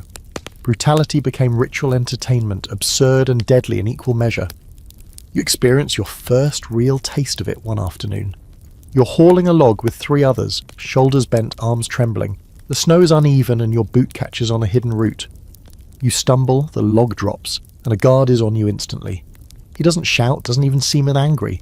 He just brings the rifle butt down across your back with casual precision. The blow drives you to your knees, knocks the breath out of you. For a moment, the snow is all you see, cold seeps into your skin before you're yanked up and shoved forward again. The log waits, unmoved by your pain. You expect pity from the others, but there is none, only silence. Not because they don't care, but because pity is dangerous. To help is to draw attention, and attention is a debt no one can pay. Later, when the guards aren't looking, a man brushes snow from your shoulder, his gesture quick, almost invisible. That's the closest thing to comfort you'll get. Scholars debate whether Gulag brutality was systemically ordered or the byproduct of unchecked authority. Some argue that violence was written into the blueprint, a deliberate method of control. Others insist it was improvisation. Underpaid, undertrained guards venting frustration on bodies that couldn't resist. The truth may be both, a structure built on cruelty staffed by the men eager to practice it. At night, you replay the blows in your mind. The ache is deep, bone deep, but what lingers more is the humiliation. You realise the real punishment isn't the pain, it's being reminded how little your body belongs to you now. Even the rhythm of your steps is theirs, orchestrated by whistles and shouts. You rub the bruise with your mitten, but it feels less like healing and more like a mark being absorbed, another tattoo you never chose. And yet, within this brutality, there are slivers of humanity. Guards who avert their eyes when a prisoner falters, who let a man rest, half a breath longer than allowed, who occasionally drop their cruelty like a stone and walk on. These moments are rare, fragile, and impossible to predict. But they prove something unsettling, that brutality here isn't constant fire, it's a switch flipped at will. That's worse somehow, because it means the violence isn't inevitable, it's chosen. When the whistle shrieks the next morning, your back still throbs, but you rise with the others. You march, swing the axe, haul the sled you would. You wait for the next shove, the next rifle butt, the next arbitrary strike. It will come, but until it does, you breathe, you move, you endure. Because in this theatre of cruelty, the only role left for you is survival. By now you've figured out that the barracks aren't just places to sleep, they're ecosystems, kingdoms carved from planks and straw. And like any kingdom, there are rulers and ruled. The most obvious divide is between the politicheskie, the political prisoners like you, and the blatni, the professional criminals. The guards might wear rifles and fur hats, but inside the barracks, it's the thieves who write the law. The blatni swagger in with tattoos crawling up their necks, stars on shoulders, crosses on knuckles, daggers inked down their arms with soot and urine. Their language is thick with slang, curses woven like embroidery. They've spent lifetimes in jails, know every trick of the trade, and treat the gulag not as punishment but as a familiar address. This isn't exile to them, it's home turf. They claim the bunks nearest the stove, steal food in broad daylight, and dare anyone to challenge them. Historical fact, Stalin's Gulag system deliberately mixed politicals with criminals, hoping the thieves would dominate and destabilize the intelligentsia, clergy, soldiers, and common peasants branded as enemies of the people. It worked. Political prisoners, many of whom were teachers, doctors, writers, people unaccustomed to violence, were thrown into a world where a man would slit your throat for half a crust of bread. The quirky side of this arrangement? The Blatnier carried their own rigid code, the Vorovskoy Zakon, the thieves' law. They refused legitimate work, despised collaboration with authority, and lived by theft and intimidation. Yet the Gulag twisted even that code. Some thieves accepted privileges from guards, becoming enforcers or informants. Others remained purists, tormenting suckers, the politicals, as a way to maintain their outlaw honour. It was an upside-down morality, but morality all the same. You see it unfold daily. A political prisoner carefully folds his bread ration, tucking it under his head at night. By morning it's gone, lifted by a thief who eats it in front of him just to watch the despair. Another political smuggles a spoon into his sleeve, an heirloom carved from wood, but the Blatnier take it, toss it back and forth like a toy, then snap it in half and laugh. It's not about the spoon, it's about hierarchy. Scholars debate the extent of this state-engineered chaos. Some argue Stalin intentionally weaponized the criminal caste to crush solidarity among the class enemies. Others suggest the mixture was simply logistical, filling quotas with whoever was arrested that week, regardless of background. Whatever the intent, the result was the same. The barracks became arenas, and survival meant picking your battles carefully. There are rare moments, though, when the divide blurs. One night a thief hums a song, a prison ballad older than the revolution. A political joins softly, adding a verse from a folk hymn. For a heartbeat, The whole barracks listens, the air thick with something dangerously close to unity. Then a guard slams the door, barking for silence, and the spell breaks. But you remember it, because it proves the wall between worlds isn't always absolute. Still, the tension is relentless. You keep your head down, guard your ration like treasure, and learn the etiquette. Don't sit on a thief's bunk, don't touch his things, don't speak unless spoken to. You're not respected, but if you're careful, you can be invisible. And invisibility in this place is almost a luxury. At dawn, you march beside a thief who flicks ash from his stolen cigarette and grins. "You politicals," he says. "You think too much. Out here, only hands and stomach matter." He laughs and strides ahead, smoke curling behind him like a banner. You watch his back and wonder if he's right. Maybe thought has no weight in this frozen kingdom. Maybe only hunger rules. Rumours of escape surface like bubbles in swamp water are rare, fragile and usually toxic. You hear them first in whispers during the night. Men huddled on lice on mountain bunks with blankets pulled over their heads as if secrecy could warm them. "He slipped out past the wire," someone murmurs. "He's halfway to the Yenisei by now." Another voice adds, "They'll never catch him. He had a map." The words hover in the smoky barracks like contraband themselves, little sparks of hope too dangerous to touch. In daylight, though, the reality of escape presses down hard. You've seen the forest swallow footprints within an hour. You've seen the wind flatten snowdrifts until paths vanish. Guards with rifles are one thing. Siberia itself is the true sentry. Endless tundra, unmarked rivers frozen into mirrors, forests so dense they choke the sky. And the cold, always the cold, ready to gut anyone foolish enough to step into it without shelter. Historical fact, escapes did happen. Prisoners fled, alone or in groups, often driven by desperation more than strategy. Few survived. Some were tracked by dogs and shot, others froze within days, their corpses found curled under trees, and some simply disappeared, never heard from again, leaving only rumours behind. Quirky fact, one escape story, half folklore, half documented, tells of a group who fled with no provisions but each other. They were later discovered with bones stripped clean by teeth marks, hinting at cannibalism. Some survivors swore it happened more than once. Whether myth or truth, such tales were repeated in camps, not as warnings, but as grim entertainment. The idea of freedom twisted into horror fascinated men who knew they might be desperate enough to try. You begin to notice small signs. A prisoner spends nights sewing scraps of cloth together into something that looks like a pack. Another hoards crumbs, drying them into hard pellets. Someone else asks suspiciously specific questions about guard rotations. You don't need to be a genius to see what's happening, but you also don't ask. Knowledge is liability. If you know too much, you might share their punishment. When an escape attempt fails, the camp becomes theatre again. Guards drag the unlucky back through the gates, faces black with frostbite, legs bound, eyes wild.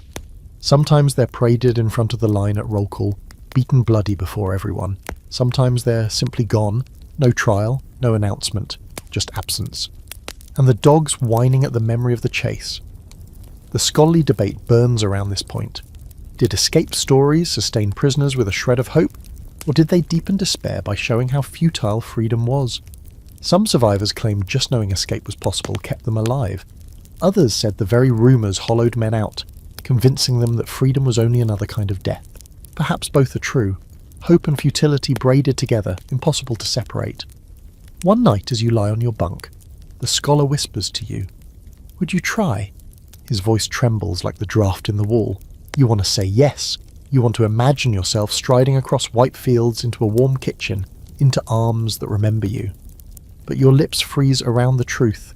No. Not because you don't want freedom, but because you know Siberia's jaws would close before you reach the first ridge. Still, in your dreams, you sometimes walk beyond the wire. The snow is softer there, the sky brighter. You move without guards, without numbers, without tin tags clinking on your chest. The forest opens instead of closing. For a moment, the dream tastes like freedom. But always, just before you wake, you hear the crunch of snow behind you. Dogs, rifles, boots, and you know the dream, like the rumour, was only another trick of survival. You don't need to be told about punishment cells, you can feel their presence the way you feel the shadow of a gallows in an empty square. They sit at the far end of the yard, low log structures half buried in snow, doors like black mouths. The guards call them kartzer or shizo, depending on mood. But prisoners call them the iceboxes. The nickname isn't poetic, it's practical. Step inside and you're a piece of meat left to freeze. The first time you see one up close, the door creaks open and a man stumbles out, supported by two others. His face is grey, lips cracked and bleeding, eyes unfocused. He looks less like he's walking than being carried by sheer stubbornness. His knees fold in the snow and he crumples. The guards laugh. You understand instantly. The punishment isn't supposed to correct. It's supposed to erase. Historical fact. Punishment cells in gulags varied. Tiny wooden huts, windowless stone pits, or converted storage sheds. Temperatures often dropped below freezing, and prisoners were given little more than rags, sometimes not even boots. Bread and water rations were cut in half. Some survived days inside, others didn't survive a single night. Quirky detail, there were standing cells, barely wide enough to turn around, where men were forced upright for hours or days. A few camps even experimented with wet cells, where water froze on the floor so feet were perpetually numb, skin peeling off in strips. Stories circulate that rats lived in some punishment holes, crawling over men too weak to swat them away. No one knows how much is fact and how much is prisoner folklore, but either way the message was clear. You will leave less human than you entered. The scholar tells you about his stint inside. The trick, he whispers, is to keep moving. Squat, stand, don't stop even if you want to. If you stop, the cold eats you alive. He chuckles dryly. Of course, the cold eats you alive anyway, but at least you make it chew slower. Scholars argue whether punishment cells were used as calculated terror, deterrence for others, or simply as dumping grounds for those who broke the fragile machinery of quotas and roll calls. Some survivors insist they were tools of sadism, wielded capriciously. Others suggest they were bureaucratic necessity. The Gulag had no room for negotiation, so discipline was handled by ice. Either way, the result was the same. Bodies broken, spirits thinned like smoke. One evening, you watch as a prisoner is dragged toward the icebox. His crime? Talking back during roll call. His number didn't match the ledger, he tried to explain, and when the guard barked, he raised his voice. That was enough. They shove him inside, slam the door, and the silence afterward feels heavier than the thud of a rifle butt. The next morning, you half expect to see him at roll call again. Shivering but alive. He doesn't appear. No explanation, no body, just subtraction. Is the kind of disappearance the Gulag specialises in, quiet, efficient, anonymous. His bunk is filled by nightfall. The barracks adjusts, the stove still smokes, the lice still bite. Life keeps gnawing forward.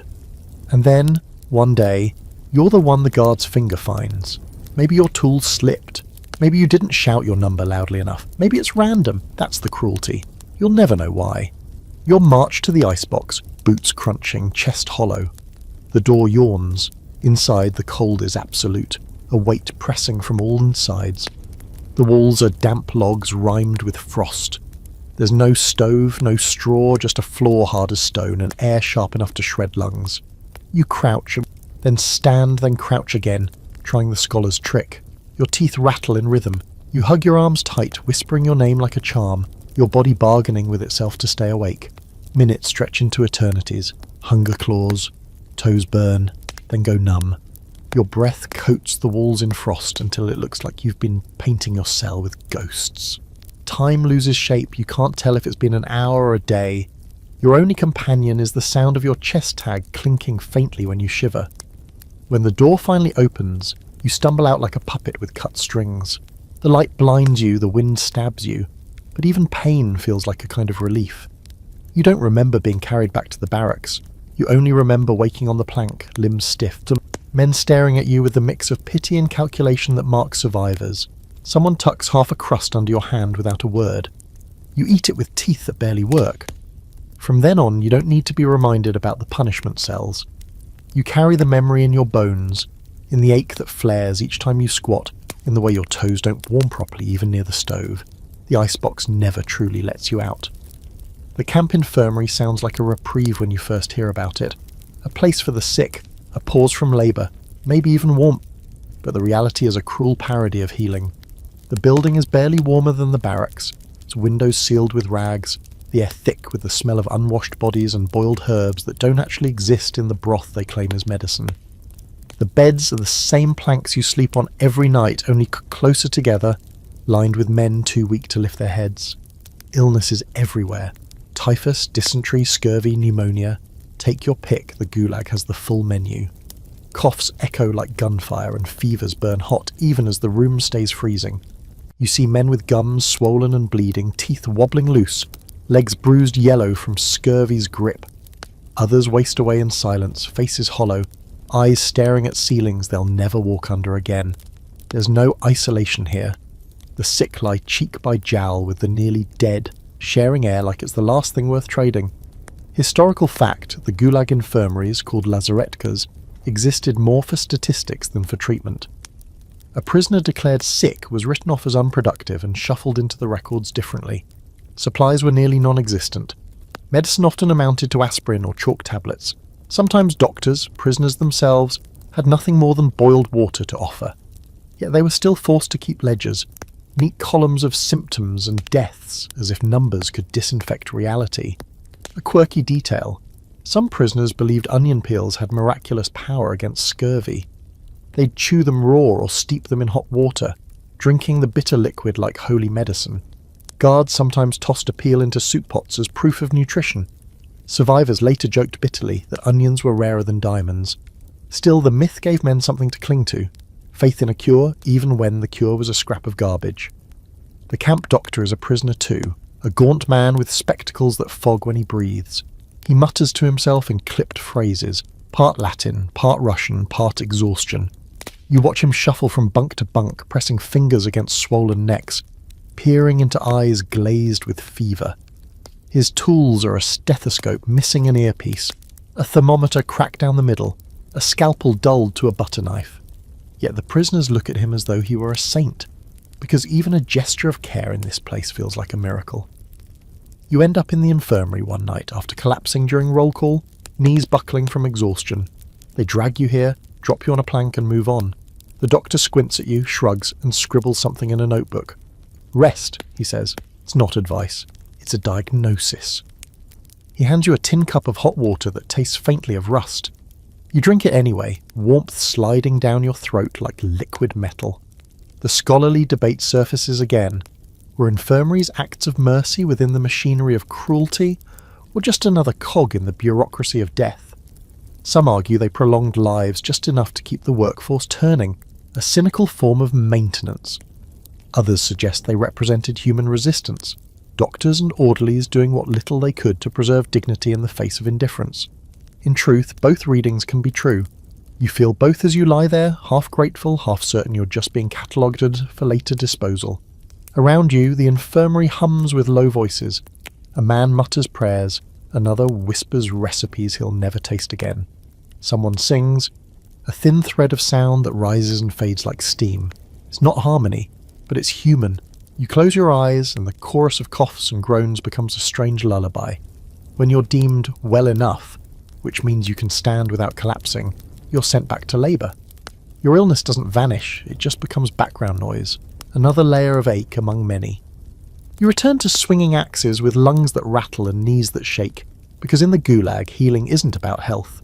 It's about whether you can still be useful, and yet, you remember the doctor's hand on your wrist counting your pulse, his fingers cold but steady.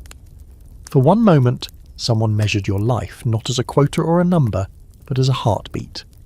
In this place, that brief recognition feels as valuable as medicine itself. For all the cruelty, for all the cold and hunger, the camp isn't completely barren of light. Small acts of humanity slip through the cracks like stubborn weeds between paving stones. They don't erase the misery, but they make it survivable in the smallest, strangest ways. One evening, after a day of logging that left your arms shaking like broken branches, you slump on your bunk with your bread ration clutched tight. Before you can eat it, the old scholar nudges your hand and whispers, "Break it in half." You frown, thinking he means to steal, but he smiles, thin and tired. Half now, half later. Stretch time, stretch life. You obey, and when the second piece touches your tongue before sleep, it feels like you've outwitted the system itself. Another night, you're shivering by the stove when a prisoner beside you produces something miraculous. A harmonica, dented and dull, its notes weak but real. He plays, and the barracks, usually thick with coughs and snores, hums a lave. Men close their eyes, nodding in rhythm. Some mouth words silently to songs remembered from villages and cities they may never see again.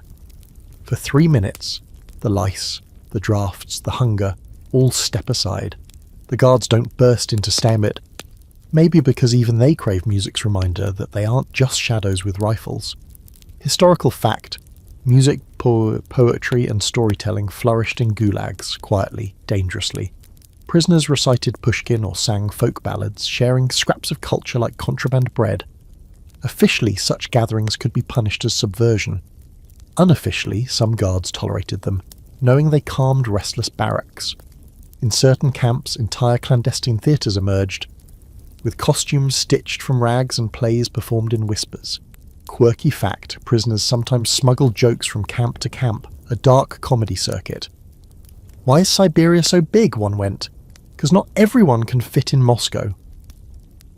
The humour was grim, but laughter, even bitter laughter, reminded people they were still human.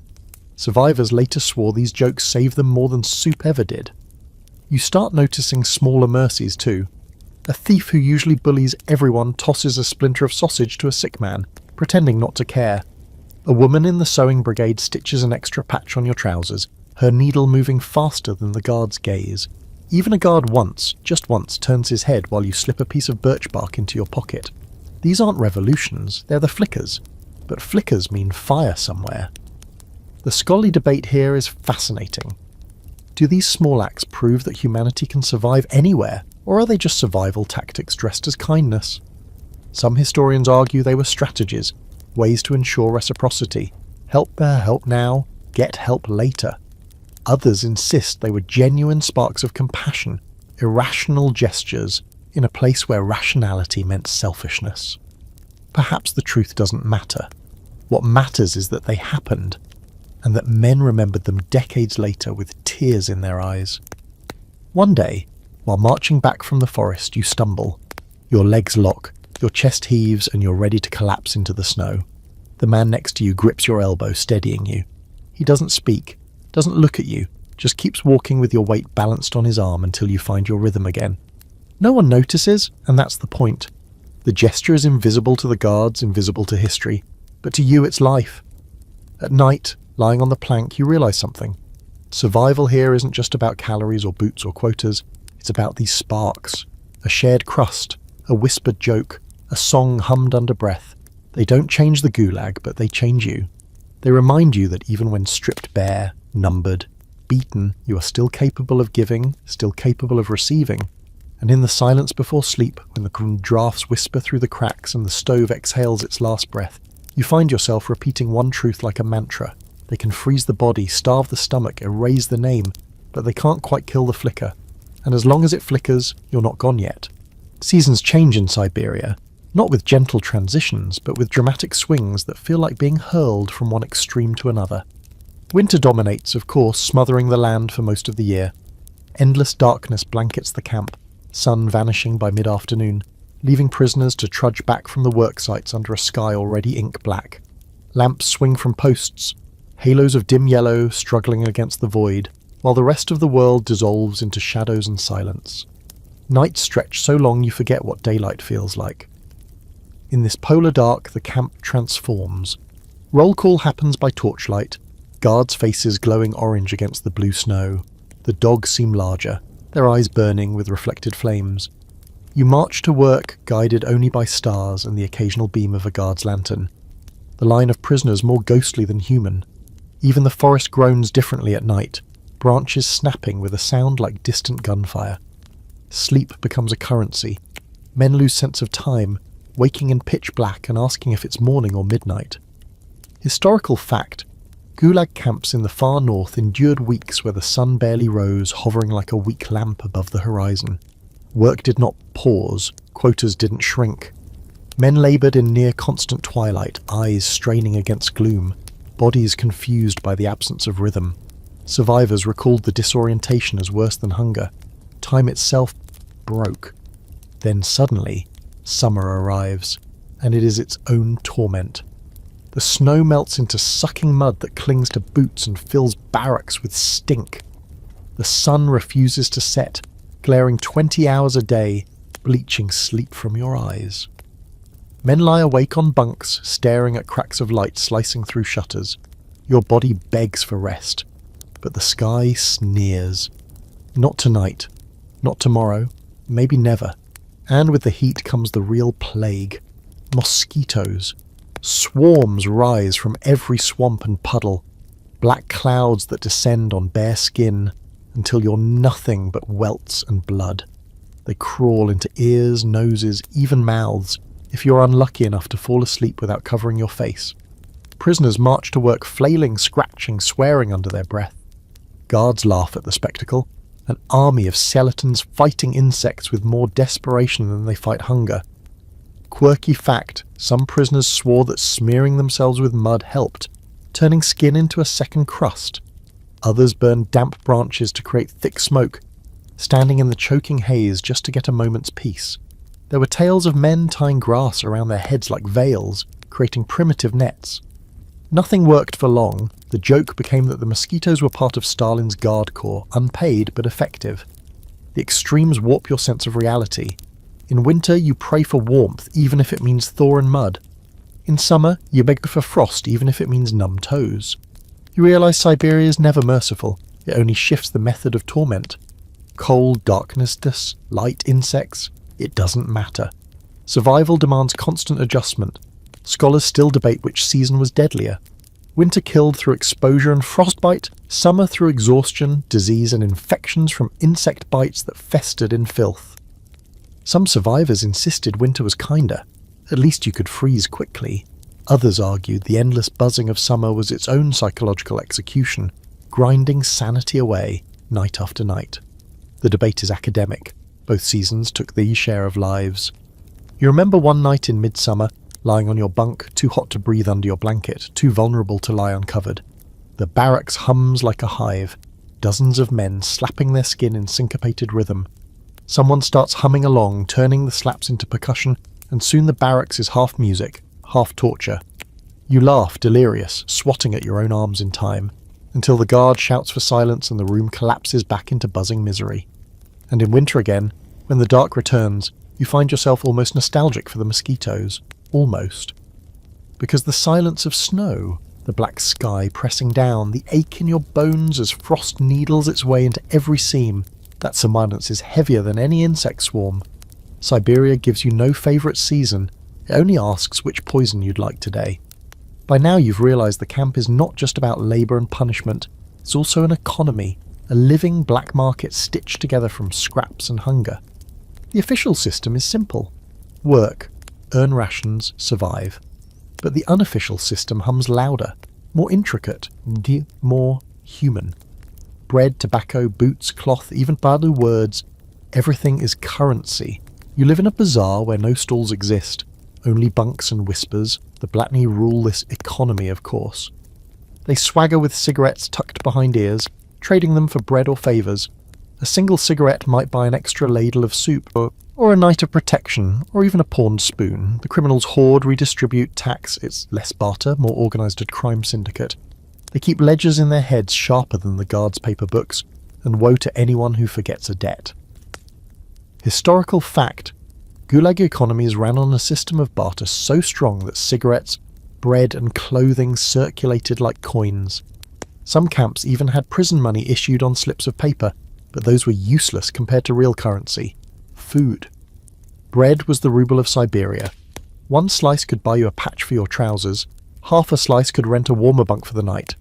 Nothing was free. The quirky twist, soap, when it existed, was worth more than rubles. A sliver could be traded for meals or used to carve crude figurines that prisoners sold as trinkets to guards. Soap became both hygiene and art supply, a bizarre dual role in a place that offered neither. There are stories of prisoners carving tiny chess sets from soap, the pieces dissolving slowly in sweaty palms during games. You watch and learn. A spoon tied to your wrist becomes a kind of bank account. A spare foot wrap folded under your bunk is insurance. You once trade half your bread for a scrap of pencil and paper, not to write a letter, those never arrive, but to scribble notes, Fragments of thoughts that remind you you're still capable of making marks in the world. That scrap becomes more nourishing than the bread you lost. The scholar, always the teacher, explains the laws of this shadow economy. Never give the whole ration away, split it, keep half. Never gamble unless you're willing to lose your boots. Always hide a reserve crumb in your mitten during meals, because tomorrow you'll hate yourself if you don't. You nod, memorizing like catechism, because in this church bread is holy and sin is starvation. Scholars still argue whether the Gulag economy represented resistance or compliance. Was it proof that human beings will always build systems of exchange even in hell? Or was it a twisted extension of Stalin's order? Prisoners running their own miniature version of state capitalism. Some call it survival, others call it complicity. You don't care what they call it. You care whether your mittens stay on your hands through the night. One night you witness a deal that feels almost mythic. A man trades an entire week's ration for a pair of felt boots. Everyone gasps. It seems insane, suicide by barter. But winter arrives the next morning with teeth bared, and the man with boots marches strong while others limp frostbitten. He survives. The others whisper, envious. Was it foolish or brilliant? The economy doesn't care, it's just another gamble in the eternal casino of hunger. And there's the guards too. They pretend the black market disgusts them, but you see them trading cigarettes for trinkets, leather belts for sausage smuggled in from the kitchen. One even slips you a scrap of newspaper in exchange for birch bark fire starter. The line between guard and prisoner blurs here. Everyone's hungry, everyone's bargaining. At night, as the barracks groans with snores and coughs, you feel the weight of this economy pressing against your chest. Every crumb is a coin, every gesture a transaction. You dream not of gold or rubles, but of bread, soap, tobacco, and the quiet relief of a pair of dry socks. In Siberia, wealth isn't measured in what you own, it's measured in what hasn't been stolen yet. Letters are supposed to be lifelines, but here they feel more like bait. You scratch one out on a scrap of paper the guards provide once every few months, your pencil stub trembling in mittened fingers. I am alive, you write. I am healthy. Lies, of course. You're not healthy, and you're barely alive. But those are the only words that might slip past the censor's knife. You long to write about hunger, cold, the ache in your bones, but you know every line will be read, stamped, and maybe shredded before it ever leaves the camp. The rules are clear. No complaints, no politics, no mention of quotas or guards. Letters must be sterile, stripped of pain.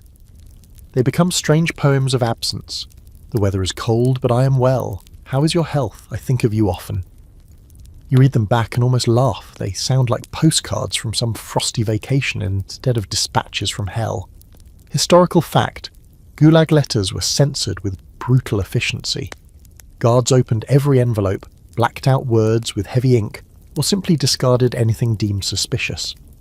Families sometimes received blank scraps with half the text removed, a puzzle of missing thoughts. Prisoners could send only a few letters a year, often dictated by rules that changed without notice.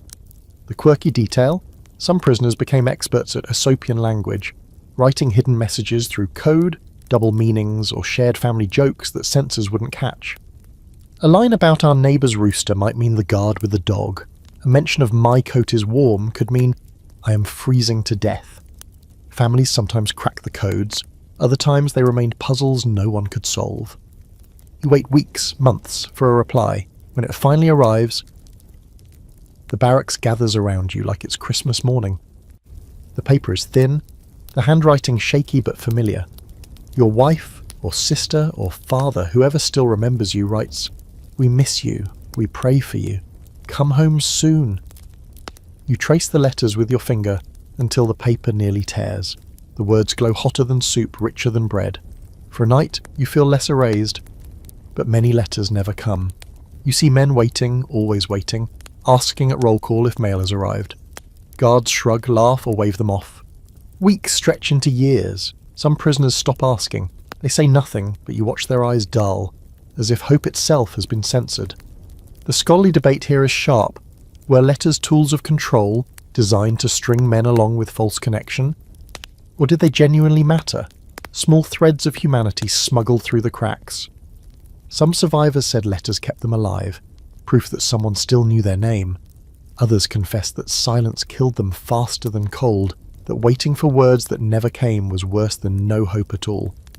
One evening, the scholar shows you his treasure, a letter so old the paper is yellow, edges frayed. He keeps it tucked in his boot, reads it by firelight once a week, and whispers the words as if they're a charm. The letter says almost nothing. We are well.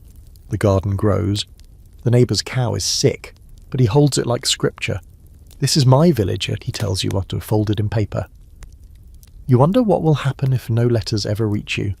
Will you remember the sound of your mother's voice, the smell of home, the warmth of hands once held? Or will silence eat those things, just as the cold eats your feet? You tuck your own letter under your chest as you sleep, praying it will survive the night without rats chewing the corners. And in the dark, as the wind hisses through the cracks, you whisper words you cannot write. I am not well. I am starving. I am afraid. Then you close your eyes, imagining someone somewhere reading them, even if the paper never leaves your hand. Rumours move faster than sled dogs in the Gulag. They slip through cracks in the barracks walls, carried on whispers from camp to camp, passed in half-finished sentences by new arrivals.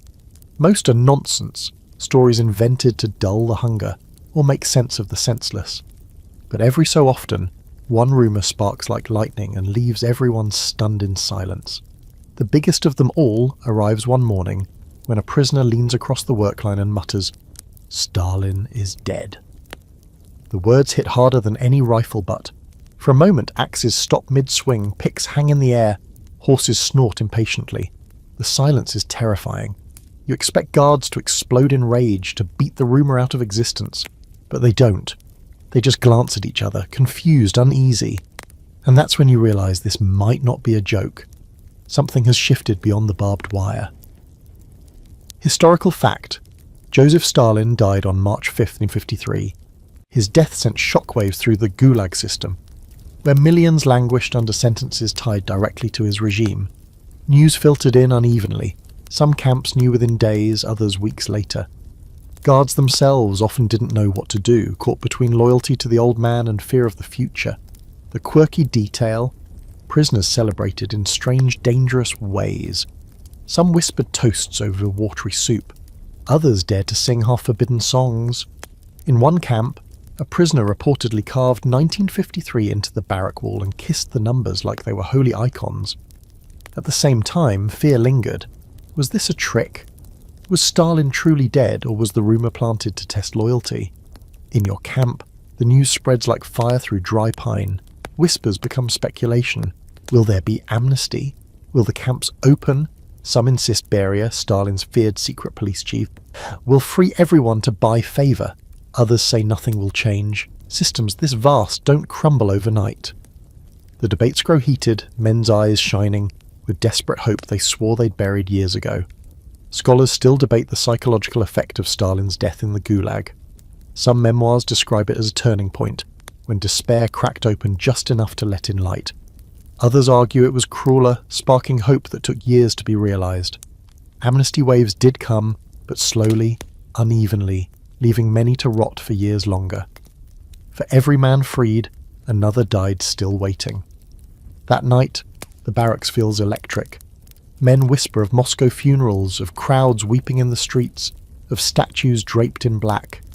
You wonder how much is true.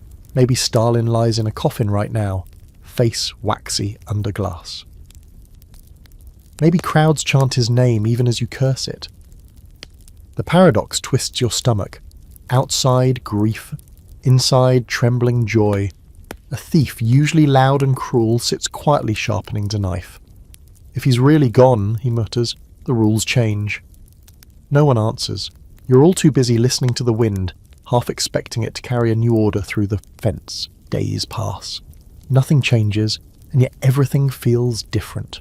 Roll calls still drag on, quotas still loom, guards still shout. But beneath it all hums a dangerous undercurrent. Possibility. You catch yourself thinking of home without instantly crushing the thought. You dare to imagine leaving footprints outside the wire that don't lead back. And then, one evening, a guard, half drunk, half brave, leans against the barracks door and mutters, "It's true. The Vozhd is gone." His eyes are wild, unreadable. He slams the door and leaves before anyone can respond. The room exhales all at once, like men surfacing from underwater. For the first time in years, you feel a word you barely recognise. Hope. But hope is dangerous here. It flares too bright, burns too fast. You lie awake that night, listening to men whisper about release, about trains heading west, about families waiting. You want to believe them. You also know the Gulag has ways of turning hope into another form of punishment. You clutch your bread ration, heart racing, and whisper to yourself, if he is dead, maybe I live. The rumour of Stalin's death doesn't stay rumour for long. Weeks later, guards read an official order in the yard. Amnesty decrees signed in Pobia in Moscow, cascading outward like thawed rivers breaking ice. The word release slices through the camp like an axe blade. You can feel men straighten in the cold as though they have just remembered their spines. For years, the only certainty has been snow, hunger, and quotas, but suddenly, paper carries the possibility of freedom. But the amnesty is not simple. The decrees cover certain categories: short sentences, petty crimes, some juveniles, some women with young children. Political prisoners, the so-called enemies of the people, are mostly excluded. The announcement is cruelly precise: not you, not yet. Till even that sliver cracks the camp open. Some men cheer, some weep, some collapse onto their knees as though the snow itself is holy ground. Historical fact: after Stalin's death in 1953, Lavrenti Beria pushed for mass amnesties. Over 1 million prisoners were released, though most were criminals, not politicals. Later reforms under Khrushchev widened the releases, but unevenly. Some camps emptied quickly, others remained frozen in time for years. Quirky fact: memoirs recall prisoners rushing to the gates with whatever belongings they had. Scraps of paper, bent spoons, even lice-infested coats, terrified the guards might change their minds. Some men kissed the barbed wire on their way out, as if thanking it for sparing their lives. Others refused to leave, too broken to imagine the outside world, preferring the bitter certainty of the Gulag over the unknown chaos of freedom. The camp seethes with tension.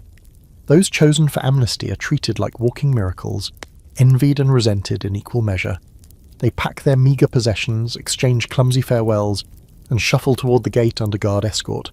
You watch one man, eyes hollow, body thin as wire, turn at the threshold and shout back to the yard, "You'll follow soon." His voice cracks, half promise, half prayer, but the rest of you stay. Roll call resumes, quotas remain.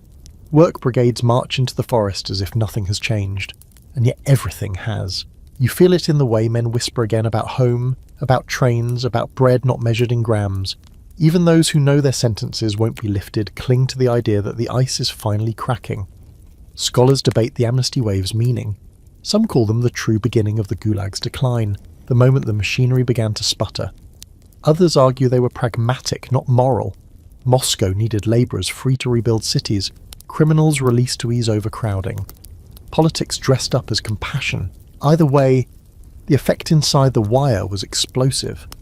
For the first time, freedom wasn't just a dream, it had statistics, decrees, names on lists. In the barracks, you hear men plotting futures again. One says he'll walk back to Ukraine even if it takes years. Another swears he'll never leave Russia again, afraid of exile's shadow. The scholar says quietly, "If I am released, I will teach again, even if only one pupil listens." His voice shakes, not from cold but from the audacity of imagining life beyond barbed wire. You don't know where you stand. Hope is a double-edged tool. It makes you breathe easier, but it also sharpens hunger. You imagine stepping off a train into the arms of family, then remember some of them might already be gone. You imagine eating bread without ration stamps, then remember your stomach might not know how to handle plenty anymore.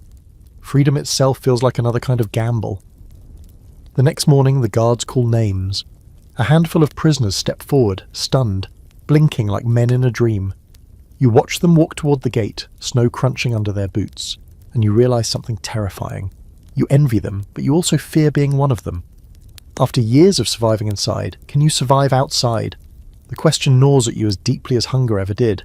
And when the gate slams shut behind the last of the amnestied, silence falls heavy over the yard. Those left behind shuffle back to labour, shoulders bowed, tin tags clinking like chains. Hope lingers, yes, but it burns hot and dangerous. It will either keep you alive or kill you faster than the cold ever could. Release doesn't come with trumpets. It doesn't even come with certainty. One morning, after years of frozen routines, a guard shouts your number during roll call. Not with menace this time, but with bureaucratic flatness. Pack. The word feels alien. For a moment, you think it's punishment, another trip to the icebox. But then he adds, "You're leaving." Your heart stutters. You've imagined this moment so many times that when it finally arrives, it feels less like salvation and more like vertigo. Packing is laughable. What do you own? A dented spoon? A patched mitten? Maybe a scrap of paper hidden in your boot. The guard hands you a slip of paper stamped in red, your official release, and waves you toward the gate. The barracks watches in silence, faces unreadable. Some envy, some pity, some nothing at all. You step forward with knees trembling as if your legs have forgotten how to walk without chains of routine. Historical fact. Released prisoners were often dumped in nearby towns with little more than documents, sometimes forbidden from returning home. Others were shipped west in overcrowded trains, retracing the same routes that had once carried them into exile. Many faced eternal exile clauses, barring them from major cities. Release didn't mean freedom, it meant a new kind of sentence. Quirky fact, memoirs tell of men stepping off trains in their threadbare camp clothes, mistaken by locals for beggars or madmen. Some scavenged discarded civilian coats from garbage heaps, swapping their numbered jackets for anonymity. Others clung to their camp clothes out of superstition, unwilling to shed the uniform that had become a second skin. One man even kept his tin chest tag as a grim souvenir, hanging it by his door in the free world as a reminder of survival. You walk beyond the gate, past the dogs straining at leashes, past the watchtowers glaring down with their searchlights, past the wire that once defined your whole universe. The snow outside looks the same as the snow inside, but it tastes different when the wind hits your face. Colder, sharper, impossibly vast. You realise that for the first time in years, no one is counting your steps. The absence of numbers feels like falling. The first town you reach is little more than a smear of wooden houses and smoke rising from chimneys. Children stare at you wide-eyed as though you've crawled out of a legend. Some villagers avert their gaze, muttering ZK under their breath. Prisoner. Others press bread into your hands, pity softening their eyes. You eat it too quickly, sister, your stomach rebelling against sudden abundance. Pain twists your gut, a reminder that even freedom requires relearning how to live. The scholar was right. Leaving is its own battle. You try to imagine home, but the thought wobbles like a broken wheel. Will they even recognise you? Will you recognise them? And what if they're gone, swallowed by time or war or exile of their own? The questions press heavier than the cold ever did. Scholars wrestle with this phase of Gulag history. Was release true liberation, or simply another adjustment in suffering? Many freed prisoners faced stigma, branded enemies of the people for life. Jobs were scarce, families scattered, names tarnished. Some ended up back in camps after being denounced again. The cycle spun on even with the gates open. One night, in a cramped station hut, you share a bench with other newly released men. One toasts with a crust of bread, raising it like champagne, to survival. Another mutters, "To what end?" The silence that follows is heavier than the toast. You chew slowly, tasting not just bread but the weight of years. When you finally glimpse your village, or city, or whatever patch of earth you once called yours, it feels both familiar and alien. Roofs tilt the same way. Smoke curls the same way, but you no longer fit inside the picture. People glance at you with suspicion, curiosity, fear. Some embrace you. Some avoid you. You realise freedom doesn't erase the camp, it just relocates it inside your chest, where no decree can reach. That night, in a bed softer than any plank, under a quilt instead of a lice-ridden blanket, you still jolt awake expecting the whistle. Your fingers grope instinctively for the spoon at your wrist, though it isn't there anymore. You breathe, heart hammering, and whisper to yourself, "I am free." But the words taste strange. Freedom feels less like a rival, and more like a question you don't yet know how to answer. Freedom doesn't wipe Siberia off your skin. It clings, stubborn as frost, etched into bones and memory alike. Weeks, months, even years after stepping beyond the gates, you catch yourself moving in the old rhythms, eating too fast, hiding scraps of bread under your pillow, glancing over your shoulder whenever you walk down a road. A dropped stick sounds like a rifle bolt. A barking dog makes your stomach seize. You're not in the Gulag anymore, but the Gulag is still in you. You meet others who've returned. In train stations, in villages, in half-empty towns scarred by war and hunger, you recognise the same hollow look in their eyes. Survivors nod to each other in silence, as though speaking might shatter the fragile illusion of being free. Some cling to each other, forming small communities of former prisoners, telling stories late into the night. Others stay quiet, unwilling or unable to put words to what happened. You realise the silence is its own language, a way of surviving after survival. Historical fact: many Gulag survivors were not fully rehabilitated until decades later, some not until the late 80s. Even after release, they faced restrictions on where they could live and work. Special settlers were sent to remote villages, forbidden from entering major cities. Reunions with families were often bittersweet, children grown into strangers, spouses remarried, parents dead. The Gulag ended on paper, but its shadow trailed men and women for lifetimes. The quirky fact: some prisoners, once freed, carried habits forever. One man never again ate bread without first carefully cutting it into exact equal slices. Another hoarded matches in glass jars, unable to forget the nights when fire meant life. Survivors spoke of sleeping with boots beside their beds long into old age, just in case the whistle came again. Small rituals, absurd outside the camp, but holy for those who knew. The scholars debate endlessly. What is survival? Is it merely drawing breath after ordeal, or is it reclaiming something of your humanity once stolen? Some argue survivors carried trauma like chains, unable to ever step fully out of Siberia. Others suggest resilience. Teaching, writing, rebuilding prove that even in the frozen hell, human spirit endured. The truth lies tangled between those poles. You know because you live it daily. Free, yet not free. Alive, yet never entirely whole. Sometimes you tell your story. People lean close, eyes wide, shaking their heads in disbelief. It can't have been that bad, they say. Or worse, why didn't you fight back? You laugh, bitter and hollow. How do you explain hunger so sharp it felt like a second skeleton? How do you explain marching into forests that swallowed men whole? Or punishment cells where the cold seeped into your marrow forever? Words shrink against the weight of memory, so you fall silent, letting them imagine. Silence is easier than disbelief, but other times you speak. To your children, perhaps, or to students if you manage to teach again.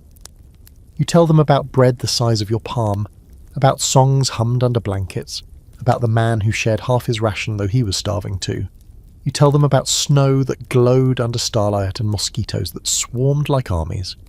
You don't try to explain everything. You just plant fragments, like breadcrumbs leading back through the white void. At night, when the house is quiet, you sometimes wake and mistake the creak of floorboards for the clink of your tin chest tag. You reach for it instinctively, then realise it's gone, melted into memory. Still, in your mind, you feel its weight against your chest. Cold and undeniable. The number is gone from your jacket, but it lingers in your bones. The Gulag does not vanish when you walk out of its gates. It lingers in posture, in habits, in dreams. It lingers in the way you flinch at laughter that sounds too sharp, in the way you never quite trust warm rooms, in the way you always finish your bread. Siberia's frozen hell becomes part of you, not in the way of scars you can show, but in invisible etchings across your soul. And so you carry it. Not proudly, not willingly, but because carrying is the only option left. Each memory is both burden and proof. You were there, you survived. You lived through the ultimate winter hell, and though freedom is complicated, fractured, incomplete, you're here, breathing, telling, remembering, and that in the end is the only victory the Gulag cannot erase. So here we are, at the end of this long march together. If you've stayed with me from the rattle of the prison train all the way to this uneasy freedom, then you've seen what survival really looked like in Siberia's frozen gulags. It wasn't about heroism, it wasn't about strength in the way movies like to imagine. It was about endurance, improvisation, and sometimes sheer stubbornness to breathe one more day in a world that seemed designed to strip breath away. The Gulag wasn't only barbed wire and guards, it was hunger measured in grams of bread, boots patched with straw, mosquitoes thick as smoke, punishments that froze into memory. But it was also small rebellions. A crust shared, a song hummed, a spoon tied to a wrist. Those flickers of humanity mattered as much as any ration. Without them, the cold would have won long before the body stopped moving. even after release. Survivors carried the camp with them. You can't shake off years of living as a number, or waiting for a whistle, or counting every crumb like treasure. They learned to build lives again, but the Gulag lived on in their habits, their silences, their eyes. And in a way, it lives on in us too, every time we remember their stories. So tonight, as you turn off the light and let the hum of the fan take over, hold on to one thought. History isn't just dates and decrees, it's people shivering in barracks, laughing at dark jokes, whispering letters never sent, trudging through snow that never ends. It's memory carried forward so we don't let the silence win. Sleep well and dream warm, you've earned it.